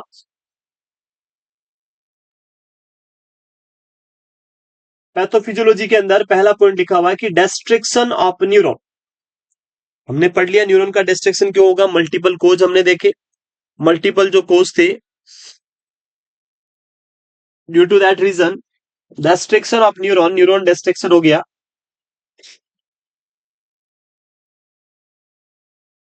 देन डिक्रीज डोपामिन लेवल, जब न्यूरॉन डैमेज होंगे तो उससे डोपामिन का लेवल क्या हो जाएगा, डिक्रीज हो जाएगा, जो हमने ऑलरेडी बात किया। Decrease level cause imbalance between dopamine and acetylcholine, अभी बताया मैंने दो सिस्टम, डोपामिन और एसिटाइलकोलिन के बीच में एक बैलेंस होना चाहिए। ये बैलेंस क्या हो जाएगा, अल्टर्ड हो जाएगा, इम्बैलेंस हो जाएगा, और उसकी वजह से आपके पर्सन में आपको पार्किंसन के सिम्टम्स देखने को मिलेंगे। This lead to impaired extra pyramidal tracts. Extra pyramidal tracts जो कहां से आते हैं, बेसल गैंग्लिया से आते हैं। The fibre which is coming from basal ganglia, cerebrum के अलावा किसी भी पार्ट से आते हैं उनको हम बोलते हैं एक्स्ट्रापिरामिडल ट्रैक्ट, और ये मोस्टली कहां से आते हैं? बेसल गैंग्लिया से। तो इट मींस इन दोनों का बैलेंस अल्टर्ड होने से एक्स्ट्रापिरामिडल ट्रैक्ट अल्टर हो जाएगा, और उसकी वजह से आपको पार्किंसन के सिम्टम्स आना स्टार्ट हो जाएंगे। So person will have Parkinson symptoms. So this is the pathophysiology of our Parkinson disease. This is clear to everyone? Yes, move करें आगे next.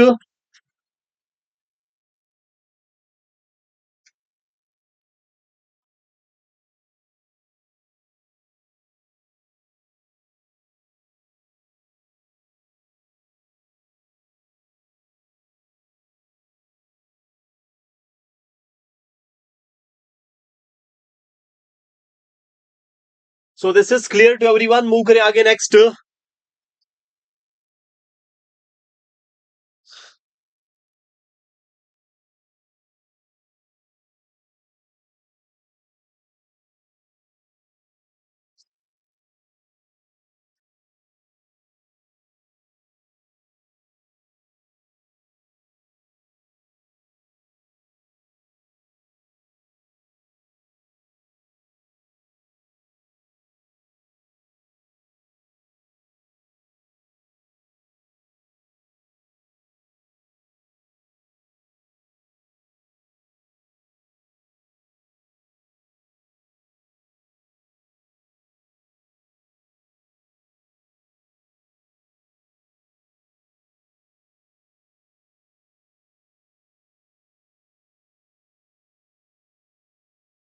The next one is an sign and symptoms of Parkinson disease.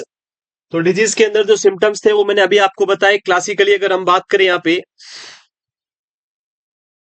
Gayatri dopamine का level ज्यादा हो जाएगा तो patient के अंदर schizophrenia हो जाएगा। पेशेंट को हो जाएगा स्किज़ोफ्रेनिया।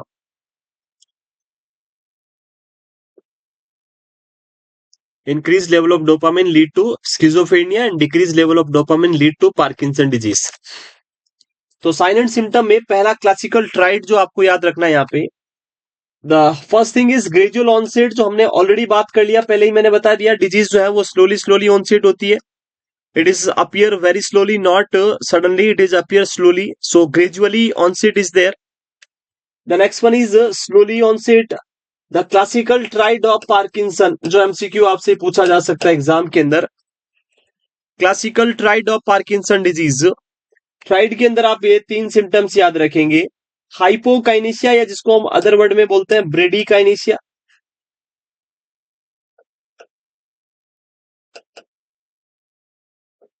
हाइपोकाइनेशिया और ब्रेडिकाइनेशिया। उसके साथ में rigidity, which is muscular rigidity and tremors. Muscular rigidity and tremors. तो 3 क्लासिकल सिम्टम्स जो आपको यहां पे याद रखने हैं। हाइपोकाइनेशिया, या जिसको हम अदर वर्ड में बोल सकते हैं ब्रेडिकाइनेशिया। दूसरा मस्कुलर रिजिडिटी एंड ट्रमर्स। और इन तीनों को हम क्या बोलते हैं? क्लासिकल ट्रेड ऑफ पार्किंसन, या 3 cardinal features of Parkinson disease.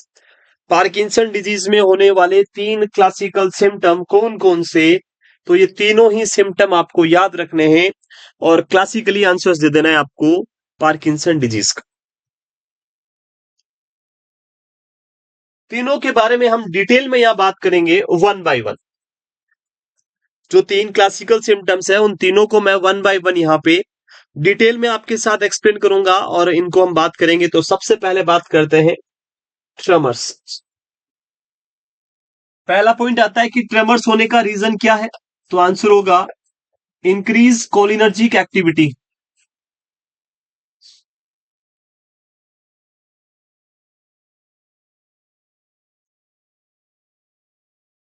Increase cholinergic activity, cholinergic system की एक्टिविटी के इंक्रीज होने की वजह से आपको कौन सा सिस्टम देखने, क्या सिम्टम देखने को मिलता है?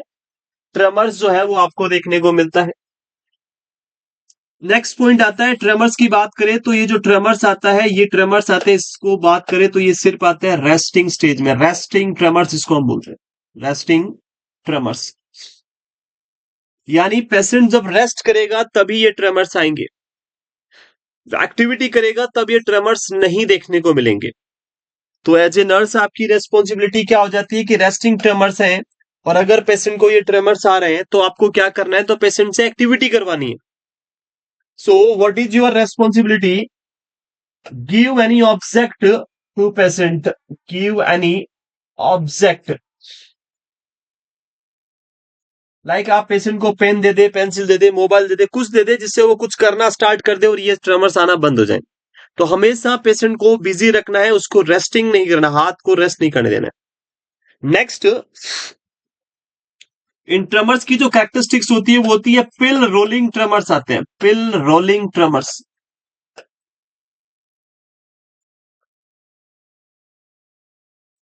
पिल रोलिंग ट्रेमर्स का मतलब पेशेंट जो है इस तरह से हैंड्स को ऐसे ऐसे करता रहेगा, इस तरह के ट्रेमर्स आएंगे. ऐसे को हम क्या बोलते हैं? पिल रोलिंग ट्रेमर्स. पेशेंट को क्या देखने को मिलेगा आपको यहाँ पे? पिल रोलिंग ट्रेमर्स आएंगे, रेस्टिंग ट्रेमर्स होंगी, और उसके साथ में यूनिलेटरल आपको मोस्टली देखने को मिलेंगे. यूनिलेटरल यानी वन साइडेड. दोनों हैंड में मोस्टली नहीं आते हैं, एक ही साइड में कॉमनली आपको मिलते हैं.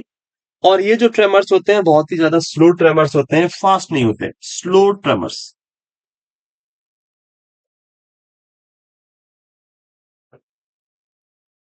तो ये सारी कैरेक्टरिस्टिक्स जो आपको इस ट्रेमर्स में याद रखनी है. पहला पॉइंट किसकी वजह से आएंगे, तो आंसर क्या होगा? Increase the cholinergic activity that lead to tremors. And इस ट्रेमर्स की कैरेक्टरिस्टिक्स क्या क्या होगी, तो वो सारी हमने बात करी यहाँ पे. तो यहाँ पे लिखा हुआ है, पहला पॉइंट लिखा है स्लो ट्रेमर्स होंगे, यूनिलेटरल साइड में होंगे, रेस्टिंग ट्रेमर्स होंगे, और पिल रोलिंग ट्रेमर्स आपको ये देखने को मिलेंगे. ट्रीट करने के लिए आपको कोई ना कोई ऑब्जेक्ट जो है पेशेंट को दे देना है उसके हैंड के अंदर इमीडिएटली. सो पर्सन जो है उससे एक्टिविटी करेगा और ये ट्रेमर्स आना बंद हो जाएगा. ये है, आप देख सकते हैं यहाँ पे कुछ इस तरह से पर्सन जो है पिल रोलिंग ट्रेमर्स ऐसे ऐसे करता रहेगा, कुछ इस तरह की एक्टिविटी कंटिन्यूसली आपको मिल रही है. तो ये क्लासिकल प्रेजेंटेशन किसका है? पार्किंसन डिजीज का है. पार्किंसन डिजीज में आपको ये पिल रोलिंग ट्रेमर्स जो है वो देखने को मिलते हैं. तो पर्सन के अंदर आपको ये पिल रोलिंग ट्रेमर्स कुछ इस तरह से देखने को मिलेंगे, जो आपकी स्क्रीन के ऊपर है. पिल रोलिंग ट्रेमर्स होंगे, स्लो ट्रेमर्स आएंगे, यूनिलेटरल होंगे, रेस्टिंग ट्रेमर्स होंगे, और पिल रोलिंग ट्रेमर्स जो है वो आपको देखने को मिलेंगे. तो this is the first classical symptoms of Parkinson disease. ये पार्किंसन डिजीज का पहला क्लासिकल सिम्टम्स है, और आई थिंक ये क्लियर है सभी को. यहाँ पे मूव करें आगे नेक्स्ट पॉइंट के साथ. Yes, this is clear to everyone. The first classical symptoms of Parkinson disease.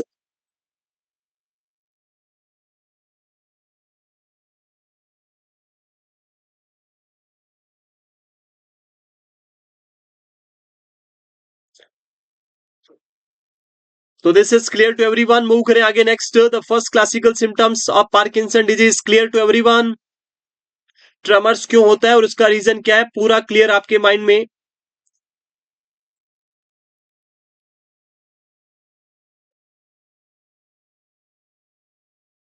The next one is muscular rigidity. अगला जो आता है वो आता है मस्कुलर रिजिडिटी. सो मस्कुलर रिजिडिटी की बात करें यहाँ पे, रिजिडिटी, इसमें मस्कुलर रिजिडिटी इसको हम बोलते हैं.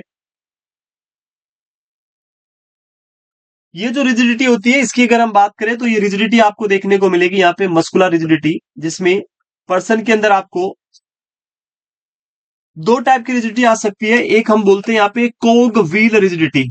कोग व्हील रिजिडिटी.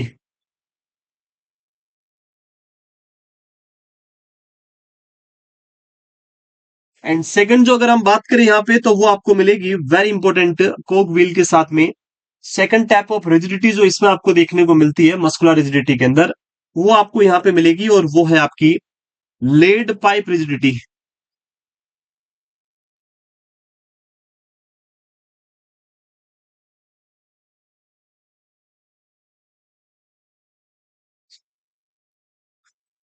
तो दो थिंग्स जो आपको यहां पे याद रखनी है, एक आपका cog wheel rigidity, and second one जो है वो है आपका lead pipe rigidity.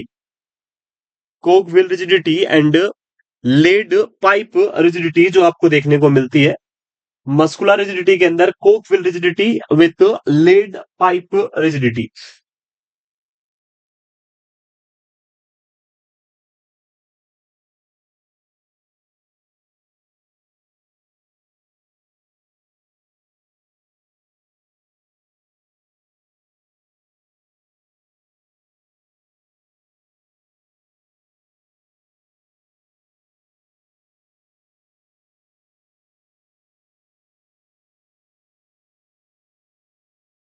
So this is clear to everyone. Move करें आगे। नेक्स्ट,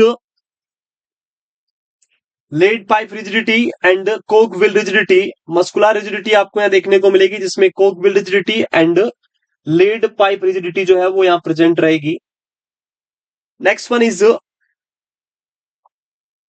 ये होती क्या है, what is Coke will rigidity and what is lead pipe rigidity and what is the cause for muscular rigidity. तो हमने ऑलरेडी बात किया, कोज क्या है मस्कुलर रिजिडिटी का, आंसर होगा डिक्रीज डोपामिनर्जिक एक्टिविटी।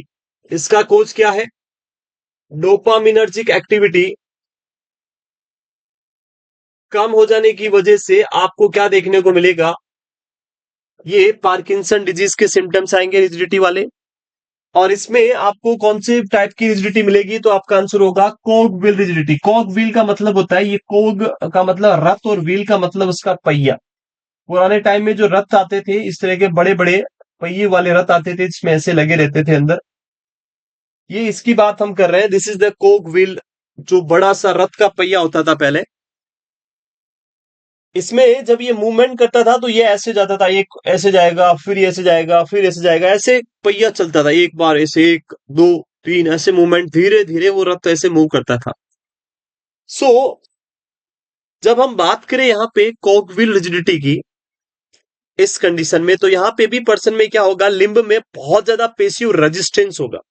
और जब आप इस लिम्ब को मूव करेंगे तो ऐसे मूव, 1 2 3 4 5, 1 2 3 4 5, जैसे वो पहिया चलता है, एक दो, वैसे ये मूव करेगा। इसको हम बोलते हैं कॉक व्हील रिजिडिटी। और लेड पाइप रिजिडिटी का मतलब होता है, यहां पे कॉक व्हील रिजिडिटी में क्या हो रहा है, हाई रेजिस्टेंस आपको फील हो रहा है, हाई पेसिव रेजिस्टेंस। लेकिन जब हम लेड पाइप रिजिडिटी की बात करते हैं तो नो रेजिस्टेंस, यहां पे कोई रेजिस्टेंस फील नहीं होता है। आप पेशेंट के हैंड को जब बेंड करेंगे तो ये इस तरह से बेंड हो जाएगा सीधा, और ये ऐसे हो जाएगा सीधा। This is the lead pipe rigidity. इसको हम क्या बोलते हैं, lead pipe rigidity. So rigidity के दो टाइप जो हमें ध्यान रखने हैं यहाँ पे, एक आपका कोक विल रिजिडिटी एंड दूसरा आपका लेड पाइप रिजिडिटी, जो दोनों आपको यहाँ देखने को मिलेगी। Resistance to passive limb movement, इसको हम क्या बोलते हैं, कोक व्हील रिजिडिटी। और दूसरा आपको क्या देखने को मिल सकता है, लेड पाइप रिजिडिटी। लेड यानी जो लेड आता है मेटल, उसके पाइप जो होते हैं उसको आप देखोगे, जो लेड आता है उसके जो पाइप होते हैं उसको आप बेंड करते हैं, तो जैसे ही आप उसको लेके इस तरह से करते हैं, वो इजीली बेंड हो जाता है, उसमें कोई रेजिस्टेंस फील नहीं होता है। बिल्कुल एल्यूमिनियम का जो आप देखते हैं वैसे ही लेड पाइप होता है, ऐसे होता है, ऐसे करने पे बेंड नहीं होता, इजीली ब्रेक हो जाता है, ऐसे बेंड हो जाता है। तो उसको हम बोलते हैं लेड पाइप रिजिडिटी। तो दोनों ही आपको यहाँ देखने को मिल सकती है। इस तरह से आप देखेंगे तो ये हैंड्स को मूव करने के लिए आपको इस तरह का रेजिस्टेंस आपको फील होगा, तो इसको हम क्या बोलेंगे, लेड पाइप रिजिडिटी।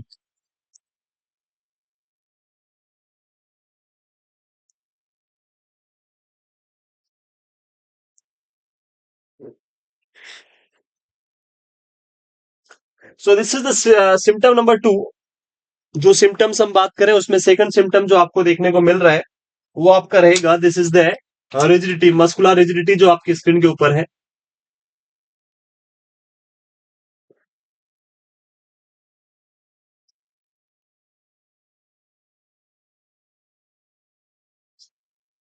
नेक्स्ट जो आता है वो आता है सिम्टम्स के अंदर ब्रेडिकाइनेसिया और हाइपोकाइनेसिया। ब्रेडिकाइनेसिया और हाइपोकाइनेसिया, और ये दोनों भी किसकी वजह से आएंगे, decrease dopaminergic activity, decrease dopaminergic activity. Dopaminergic activity के डिक्रीज होने की वजह से आपको क्या देखने को मिलेगा, ये ब्रेडिकाइनेसिया या हाइपोकाइनेसिया आपको देखने को मिलेगा। सो ब्रेडिकाइनेसिया और hypokinesia is occur due to the decrease dopaminergic activity. Dopamine की एक्टिविटी के डिक्रीज होने से आपको ये ब्रेडिकाइनेसिया और हाइपोकाइनेसिया जो है वो देखने को मिलता है, जिसकी हम बात कर रहे हैं यहाँ पे। इसमें क्या होगा, the first one is the on one of the most common features, जो सब जितने भी सिम्टम्स हम पढ़ रहे हैं उसमें एक इंपॉर्टेंट सिम्टम कौन सा है आपका, ब्रेडिकाइनेसिया।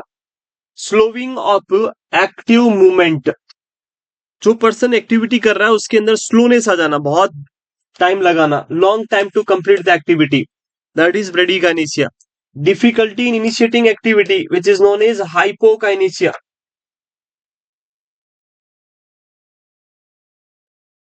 सो यहाँ पे पर्सन जो है बहुत ज्यादा टाइम कंज्यूम करेगा एक्टिविटी को करने में, बहुत ज्यादा स्लो मूवमेंट करेगा और उसको स्टार्ट करने में बहुत ज्यादा डिफिकल्टी होगी, वो इनिशिएट ही नहीं कर पाएगा।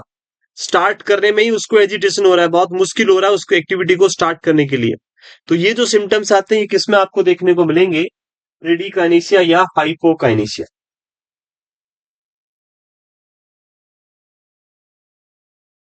तो यहाँ पे हमारे जो तीन क्लासिकल सिम्टम्स थे पार्किंसन डिजीज के, वो तीनों कंप्लीट होते हैं। तीनों ही सिम्टम्स मैंने आपको डिटेल में यहाँ पे एक्सप्लेन कर दिया, all threes are clear to everyone. The very important tremors, very important muscular rigidity, and very important bradykinesia. If you have any doubt you can comment. I'm continuing in 1 minute, आप 1 minute wait करें, मैं continue कर रहा हूँ class को, तब तक आप अपने डाउट्स कमेंट करें।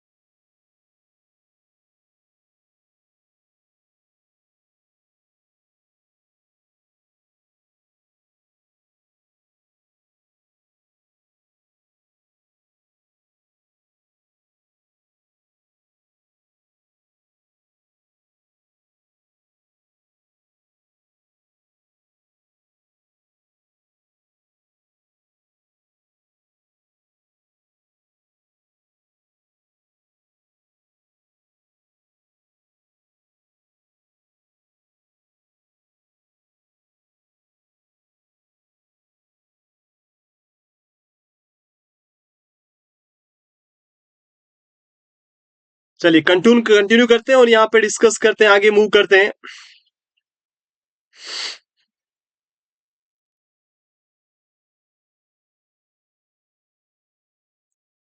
नेक्स्ट मूव करते हैं आगे और कंटिन्यू करते हैं यहाँ पे। सो नेक्स्ट क्या होगा, कंटिन्यू बात करते हैं और इसमें डिस्कस करते हैं।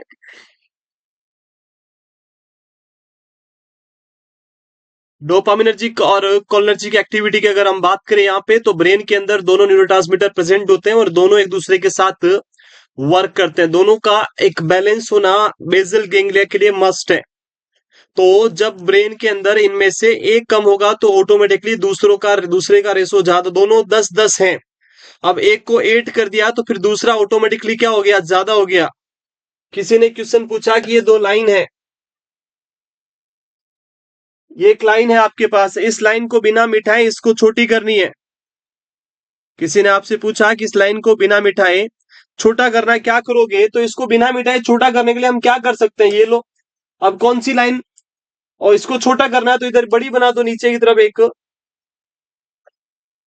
आपसे पूछा जो ऊपर लाइन बनी हुई है उसको बिना कुछ किए क्या करना है, बड़ा करना है, छोटा करना है, तो नीचे की तरफ बड़ी बना दो, ये क्या हो गई, छोटी हो गई।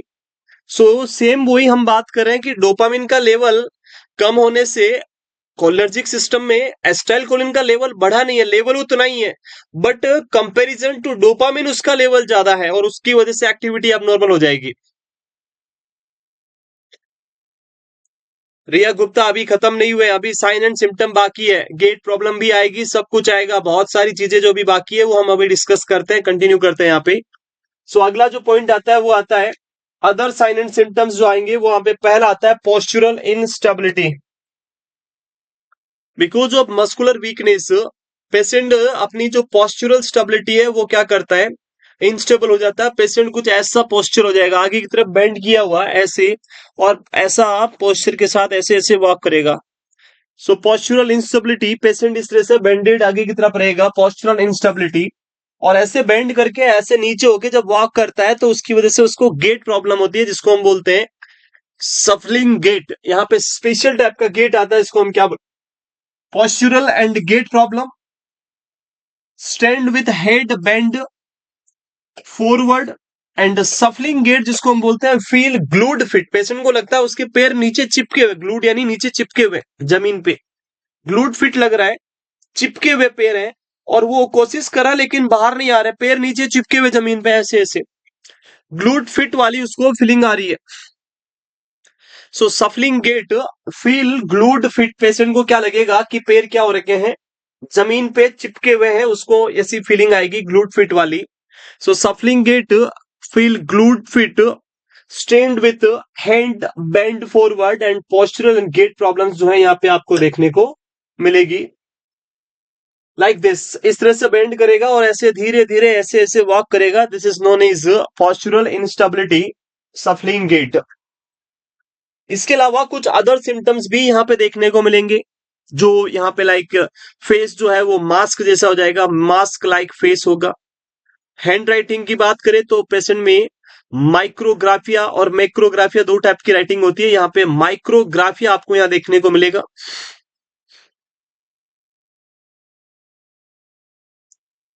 जल्पा मुझे नहीं पता रतन टाटा जी को क्या थी और क्या है पता नहीं, और उनको क्या डिजीज थी वो वही जानते हैं, हमें क्या पता, यू नो और आई नो, पता नहीं, मुझे तो नहीं पता उनको क्या प्रॉब्लम थी, आप जानते तो ठीक है, नहीं तो हमें नहीं पता क्या थी और क्या नहीं था, वो नहीं रहे, अब उनको पूछ भी नहीं सकते, तो अब पता नहीं क्या था उनको। अदर्स के अंदर माइक्रोग्राफिया, माइक्रोग्राफिया का मतलब पहले ऐसे लिखेगा बड़े बड़े, और फिर उसके बाद धीरे धीरे क्या होता जाएगा, उसकी हैंड राइटिंग इस तरह से छोटी होती जाएगी, इसको हम क्या बोलते हैं, this is known as micrographia. जब इस तरह की हैंडराइटिंग होती है इसको हम क्या बोलते हैं, माइक्रोग्राफिया। तो माइक्रोग्राफिया होगा, उसके साथ साथ में डिस्फोनिया, डिस्फोनिया मतलब difficulty in speech, speech proper नहीं कर पाएगा पेशेंट में, person will speak like this, person जो है इसी तरह से स्पीच करे। तो मोनोटोनस स्पीच आपको देखने को मिलेगा, डिस्फोनिया मोनोटोनस स्पीच जो है वो आपको यहां मिलेगा। उसके साथ में हाइपोकाइनेसिया एक्टिविटी जो है वो बिल्कुल स्लो हो जाएगी, इनिशिएट नहीं कर पाएगा, और पेशेंट का फेस कैसा हो जाएगा, mask like face. Mask like face जो है वो आपको देखने को यहाँ पे मिलेगा।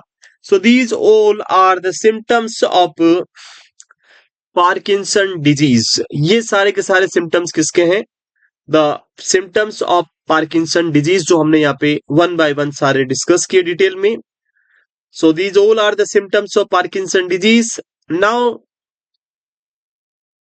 मूव करते हैं आगे। The next point is diagnostic evaluation of Parkinson disease, and then उसके बाद इसके ट्रीटमेंट मैनेजमेंट क्या क्या हम कर सकते हैं उसको हम डिटेल में बात करेंगे, और इस डिजीज को एंड करेंगे यहाँ पे। So next is then assessment and the diagnostic finding of this disease. Assessment and diagnostic finding of the disease, क्या क्या यहाँ पे assessment और diagnosis finding में आपको ध्यान रखना है। सो पेशेंट हिस्ट्री कलेक्शन, जब आप हिस्ट्री कलेक्ट करेंगे तो पेशेंट बताएगा कि एक्टिविटी बहुत धीरे होती है, ऐसे बैंडेड रहता हूँ, लगता है कि पैर चिपके हुए जमीन पे, स्पीच मोनोटोनस स्पीच है, बहुत ही हैंड राइटिंग में प्रॉपर नहीं लिख पा रहा हूँ, स्लो हैंड राइटिंग है, माइक्रोग्राफी आ रहा है, ऐसे सारी एक्टिविटीज के बारे में वो आपको बताएगा। तो आप उसमें हिस्ट्री से ही बहुत सारा कंफर्मेशन कर सकते हैं कि पेशेंट में क्या हो सकता है, यहाँ पे ये प्रॉब्लम्स जो है जो हम पढ़ रहे हैं वो प्रेजेंट हो सकती है पेशेंट में having this problem. The next one is PET scan, progesterone emission tomography. PET scan जो है वो स्कैनिंग हम कर सकते हैं, और स्कैनिंग से भी आप पता लगा सकते हैं ब्रेन डैमेज कहां तक हुआ है, क्या हुआ है, न्यूरॉन कितने डिजनरेट हुए हैं, उसको हम आइडेंटिफाई कर लेंगे और प्रॉब्लम को जो है यहाँ पे पता लगा लेंगे, तो वो हम कर सकते हैं। We will go for the PET scanning also. CT scan कर सकते हैं ब्रेन के डैमेज को आइडेंटिफाई करने के लिए। अर्ली डायग्नोसिस डिफिकल्ट, हमने ऑलरेडी बोला डिजीज का ऑनसेट कैसा होता है, स्लो होता है। स्लो क्यों होता है, क्योंकि ये प्रोग्रेसिव डीजनरेटिव डिसऑर्डर है, प्रोग्रेसिवली डीजनरेटिव डिसऑर्डर है, न्यूरॉन का डीजनरेशन होता है, और उसकी वजह से आपको जो है यहाँ पे डायग्नोस अर्ली स्टेज में करना बहुत ही डिफिकल्ट होगा। It is very difficult to diagnose the disease in early stage. So early stage diagnosis is difficult, बहुत मुश्किल है, डायग्नोसिस नहीं कर सकते इसमें। So these all are the assessment and the diagnostic finding which is present in this disease. इस disease में जो आपको देखने को मिलेगी वो सारे assessment and diagnostic finding of this disease.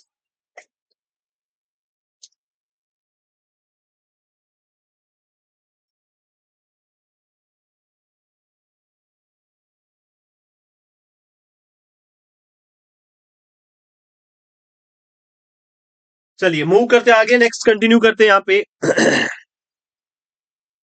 Confirmation is done by the radiological examination. PET scan, CT scan is the confirmatory test. Radiological examination जो है वही कंफर्मेटरी टेस्ट होगा। सीटी स्कैन जो ऑप्शन में आता है, सीटी स्कैन वही आपका confirmatory, mostly CT scan option में होता है, और CT scan is the confirmatory test. Next medical management. So जब हमने स्टार्टिंग में मैंने आपको बोला कि डिजीज जो है होने के दो रीजन है। पहला रीजन डोपामिन का लेवल डिक्रीज होना, दूसरा रीजन कोलिनर्जिक सिस्टम का लेवल बढ़ जाना। तो आइदर तो हम क्या कर सकते हैं, डोपामिन के लेवल को इंक्रीज करने के लिए डोपामिनर्जिक ड्रग दे सकते हैं, या फिर कोलिनर्जिक सिस्टम की एक्टिविटी को रिड्यूस कर सकते हैं। दोनों ही ऑप्शंस आपके पास अवेलेबल है। सो दो ड्रग हम यूज कर सकते हैं। We will go for anti Parkinson's drug, जिसमें आप यूज करेंगे यहाँ पे main aim of this drug is to increase the dopaminergic activity और to decrease the cholinergic activity. जो भी एंटी पार्किंसन ड्रग हम यूज करेंगे, इन एंटी पार्किंसन ड्रग को यूज करने का मेन एम क्या है, तो आपका आंसर होगा either you increase the activity of dopamine और you decrease the activity of cholinergic system. जो कोलिनर्जिक एक्टिविटी या तो उसको डिक्रीज करना या फिर डोपामिन की एक्टिविटी को इंक्रीज करना, ये दोनों हमारे यहाँ पे क्या रहेंगे, मेन एम रहेंगे। सो the main aim of this condition और दिस डिजीज इज या तो इंक्रीज करना कोलिनर्जिक डोपामिन एक्टिविटी को, या फिर डिक्रीज करना कोलिनर्जिक सिस्टम की एक्टिविटी को। इसके लिए हम यहाँ पे जो ड्रग यूज करते हैं वो यूज करते हैं लीवोडोपा विथ कार्बिडोपा। सो रेखा, अगर आप कार्बिडोपा ओनली आंसर्स लिखेंगे तो आपका आंसर गलत हो सकता है। We will not use carbidopa. Carbidopa is not a dopaminergic drug. Carbidopa dopaminergic drug नहीं है, ये याद रखें। Carbidopa is different type of drug, it's not a dopamine drug. Dopamine drug होती है लीवोडोपा, तो आपका आंसर होगा लीवोडोपा या लीवोडोपा विथ कार्बिडोपा। ये ड्रग की अगर हम बात करें तो ये एंटी कोलिनर्जिक ड्रग है। बेंजोट्रोपिन जो हम बात कर रहे हैं, बेंजोट्रोपिन, ये हम यूज कर सकते हैं as an anti cholinergic drug. ये एट्रोपिन सल्फेट के ग्रुप की ड्रग है जिसको हम बोलते हैं बेंजोट्रोपिन, और ये बेंजोट्रोपिन जो है वो एंटी कोलिनर्जिक ग्रुप में आती है। तो ये कोलिनर्जिक सिस्टम की एक्टिविटी को कम करेगी, ये डोपामिन सिस्टम की एक्टिविटी को इंक्रीज करेगी। तो इंक्रीज करने के लिए ये यूज कर सकते हैं, डिक्रीज करने के लिए ये यूज कर सकते हैं। तो ये दोनों ड्रग्स जो है आप यहाँ पे पेशेंट में यूज कर सकते हैं, levodopa with carbidopa and anti cholinergic drug benztropine. तो कुछ पॉइंट हम यहाँ पे लीवोडोपा के बारे में बात करेंगे और फिर उसके बाद हम आगे कंटिन्यू करेंगे रिमेनिंग पार्ट के साथ में। कुछ कंडीशंस जो ध्यान रखनी होती है कि लीवोडोपा हमेशा कार्बिडोपा के साथ में क्यों दी जाती है, ऐसा क्या है जो इसको हमेशा कार्बिडोपा के साथ में ही देनी होती है, क्यों कार्बिडोपा के साथ देनी होती है, उसका रीजन वो सारा हम यहाँ पे वन बाय वन डिस्कस करते हैं। सो लीवोडोपा, जब हम लीवोडोपा की बात करते हैं तो इसके नाम में लिखा हुआ है डोपा। डोपा का मतलब होता है ये डोपामिन ग्रुप की ड्रग है। ये कौन से ग्रुप की ड्रग है? डोपामिन ग्रुप की ड्रग है। और लीवोडोपा की बात करें तो levodopa is a precursor of dopamine.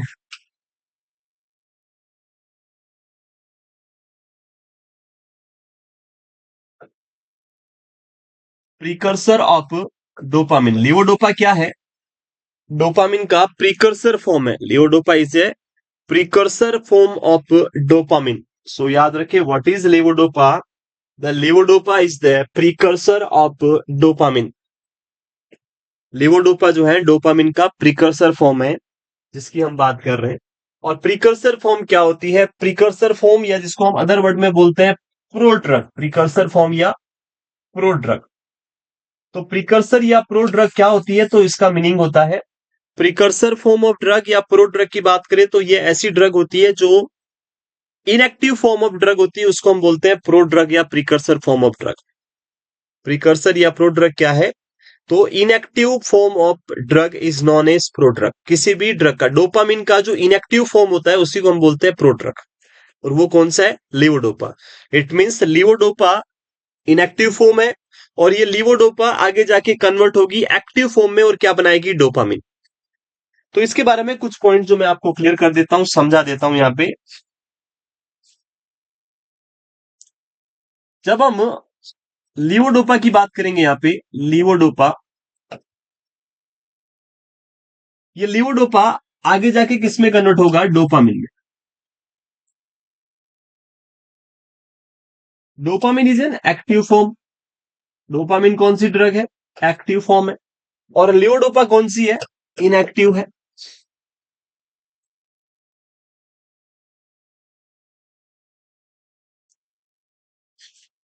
जब हम बात करें यहाँ पे लीवोडोपा की, तो लीवोडोपा जो होती है इसका, लीवोडोपा की बात करें तो ये लेस चार्ज्ड ड्रग होती है। लेस चार्ज्ड स्मॉल ड्रग होती है। इसका मोलिकुलर साइज क्या होता है? स्मॉल होता है। और ये चार्ज की बात करें तो भी इसके ऊपर लेस चार्ज होता है। बट जब हम डोपामिन की बात करें तो ये highly charged and large size of drug होती है। इट मींस जो लियोडोपा है ये less charge and small size है, इसलिए ये क्या कर सकता है? Cross the blood brain barrier. Cross the blood brain barrier. But अगर हम इस ड्रग की बात करें तो ये drug can not cross the blood brain barrier.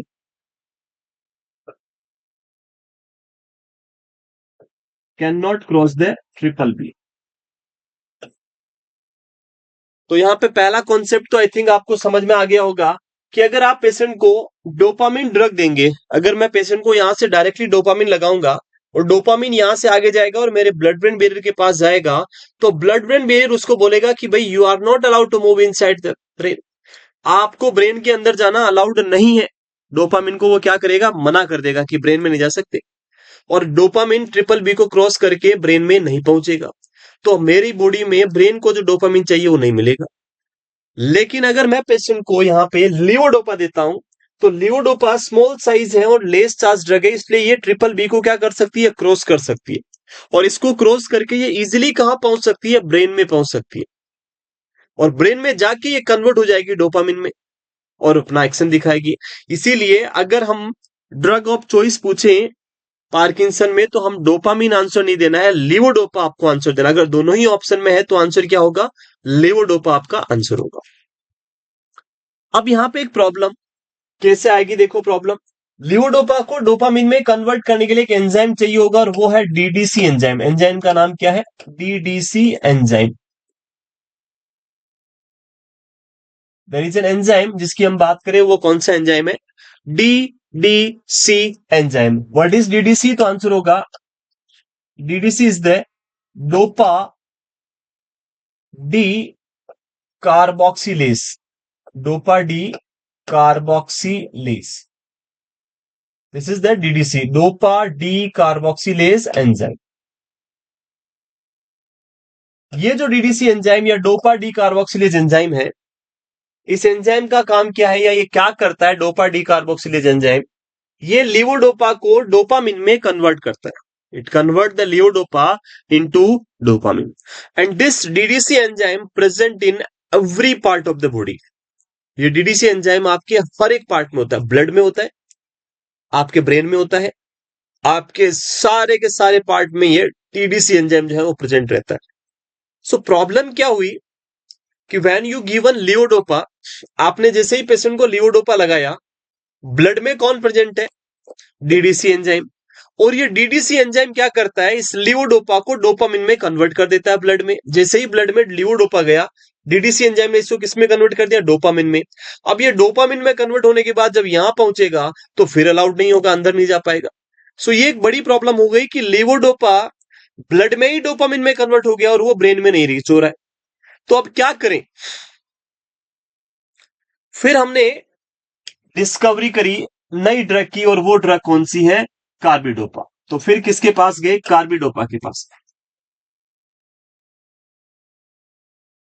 Carbidopa की कुछ पॉइंट जो आपको ध्यान रखना है। पहला point, it is highly charge drug.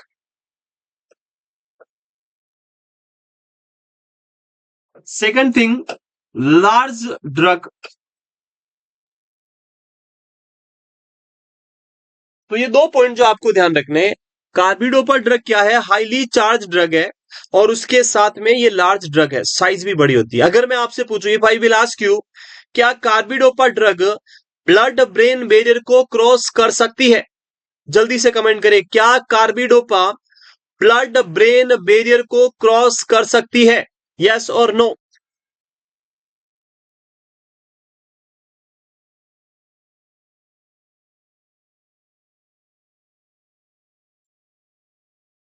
Is the carbidopa cross the blood brain barrier. तो कार्बिडोपा की बात करें, ये लार्ज साइज की ड्रग है और ये हाईली चार्ज ड्रग है, और ये ब्लड ब्रेन बैरियर को क्रॉस नहीं कर सकती है। ब्लड ब्रेन बैरियर को क्रॉस करने के लिए लेस चार्ज और स्मॉल साइज होना चाहिए, मतलब ये ड्रग ब्लड में ही रहेगा, ब्रेन में नहीं पहुंचेगा। अब दूसरा, इसका वर्क क्या है, what is the function of this carbidopa. तो कार्बिडोपा जो ड्रग होती है इसको हम बोलते हैं डीडीसी ब्लोकर ड्रग। कार्बिडोपा कौन सी ड्रग है, डीडीसी ब्लोकर ड्रग। इसका ग्रुप कौन सा है, तो ये डीडीसी एंजाइम को ब्लॉक करने वाली ड्रग है। अगर आपसे अगली बार कोई पूछे कि डीडीसी अब एंजाइम कार्बिडोपा कौन सी ड्रग है, तो आंसर होगा it is a DDC blocker drug. DDC enzyme को ये ब्लॉक करती है। नाउ अगर मैं आपसे पूछूं कि अब ये जो ड्रग मैं पेशेंट को दूंगा,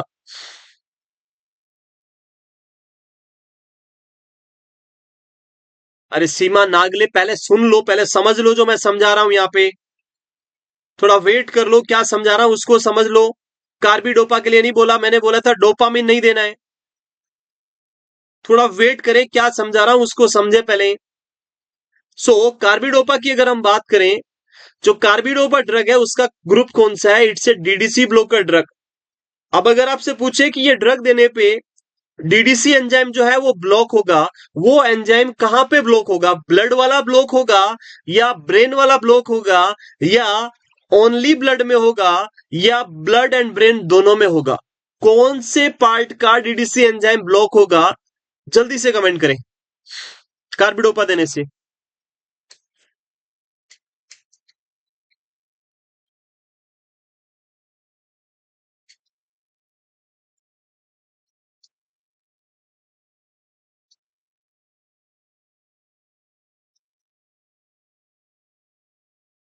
सो कार्बिडोपा ड्रग जो है ब्लड ब्रेन बैरियर को क्रॉस नहीं कर सकता है।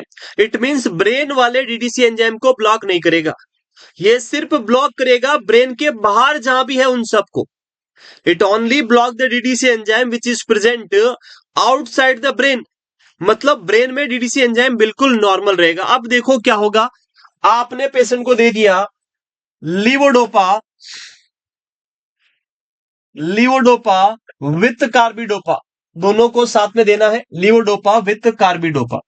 अब ये क्या करेगा कॉम्बिनेशन फॉर्म, ये जो कार्बिडोपा ड्रग है ये ब्लड के अंदर क्या करेगा, block the DDC enzyme in blood. जब ब्लड के अंदर डीडीसी एंजाइम ब्लॉक हो जाएगा तो ये लीवोडोपा डोपामिन में ब्लड में कन्वर्ट नहीं होगा। It will not convert in dopamine in blood. It means ये लीवोडोपा कहां पहुंच जाएगा, ब्रेन में। When this levodopa reach to the brain, brain के अंदर जो डीडीसी एंजाइम ब्लॉक नहीं हुआ है वो क्या करेगा, इस लियोडोपा को कन्वर्ट कर देगा ब्रेन में डोपामिन में, और ब्रेन के अंदर डोपामिन आपका वर्क करना स्टार्ट कर देगा। That's why you always give लियोडोपा with carbidopa. Levodopa को हमेशा कार्बिडोपा के साथ देना है, इसको कभी भी सिंगल नहीं देना है। अगर सिंगल दोगे लिवोडोपा को तो ये ड्रग ब्लड में ही कन्वर्ट हो जाएगी और ये ड्रग इफेक्टिव नहीं रहेगी। So this is whole mechanism of this levodopa and carbidopa जो हम बात कर रहे थे यहाँ पे, ये पूरा आपकी स्क्रीन के ऊपर कॉन्सेप्ट क्लियर। यहाँ पे आगे चलते हैं, मूव करते हैं और कंटिन्यू करते हैं यहाँ पे नेक्स्ट पॉइंट के साथ। So this is clear to everyone. जब हम दो ड्रग को एक साथ प्रोवाइड करते हैं किसी एक ड्रग के इफेक्ट को इंक्रीज करने के लिए, लाइक यहाँ पे कार्बिडोपा ड्रग क्या कर रही है, लिवोडोपा के इफेक्ट को इंक्रीज कर रही है ब्रेन के अंदर। Carbidopa increasing the effect of levodopa in the brain. So ये जो इफेक्ट होता है इसको हम बोलते हैं सिनर्जिस्टिक इफेक्ट ऑफ ड्रग। जब हम दो ड्रग को कंबाइन करके प्रोवाइड करते हैं उसको हम क्या बोलते हैं, synergistic effect of drug. This is known as synergistic effect of drug. चलिए आगे मूव करते हैं, कंटिन्यू करते हैं। नेक्स्ट कहां गया भाई,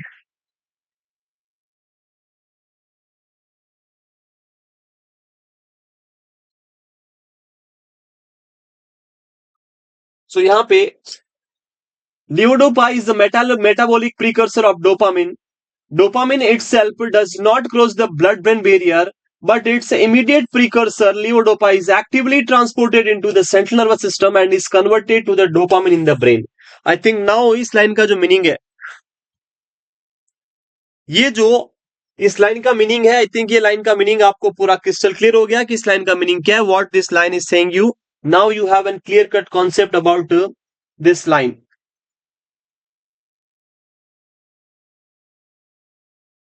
क्लियर है यहां तक? Yes, this is clear to everyone now. What the meaning of this line? Now it is clear to everyone कि इस लाइन का मीनिंग क्या है वो सबको क्लियर हो गया अभी।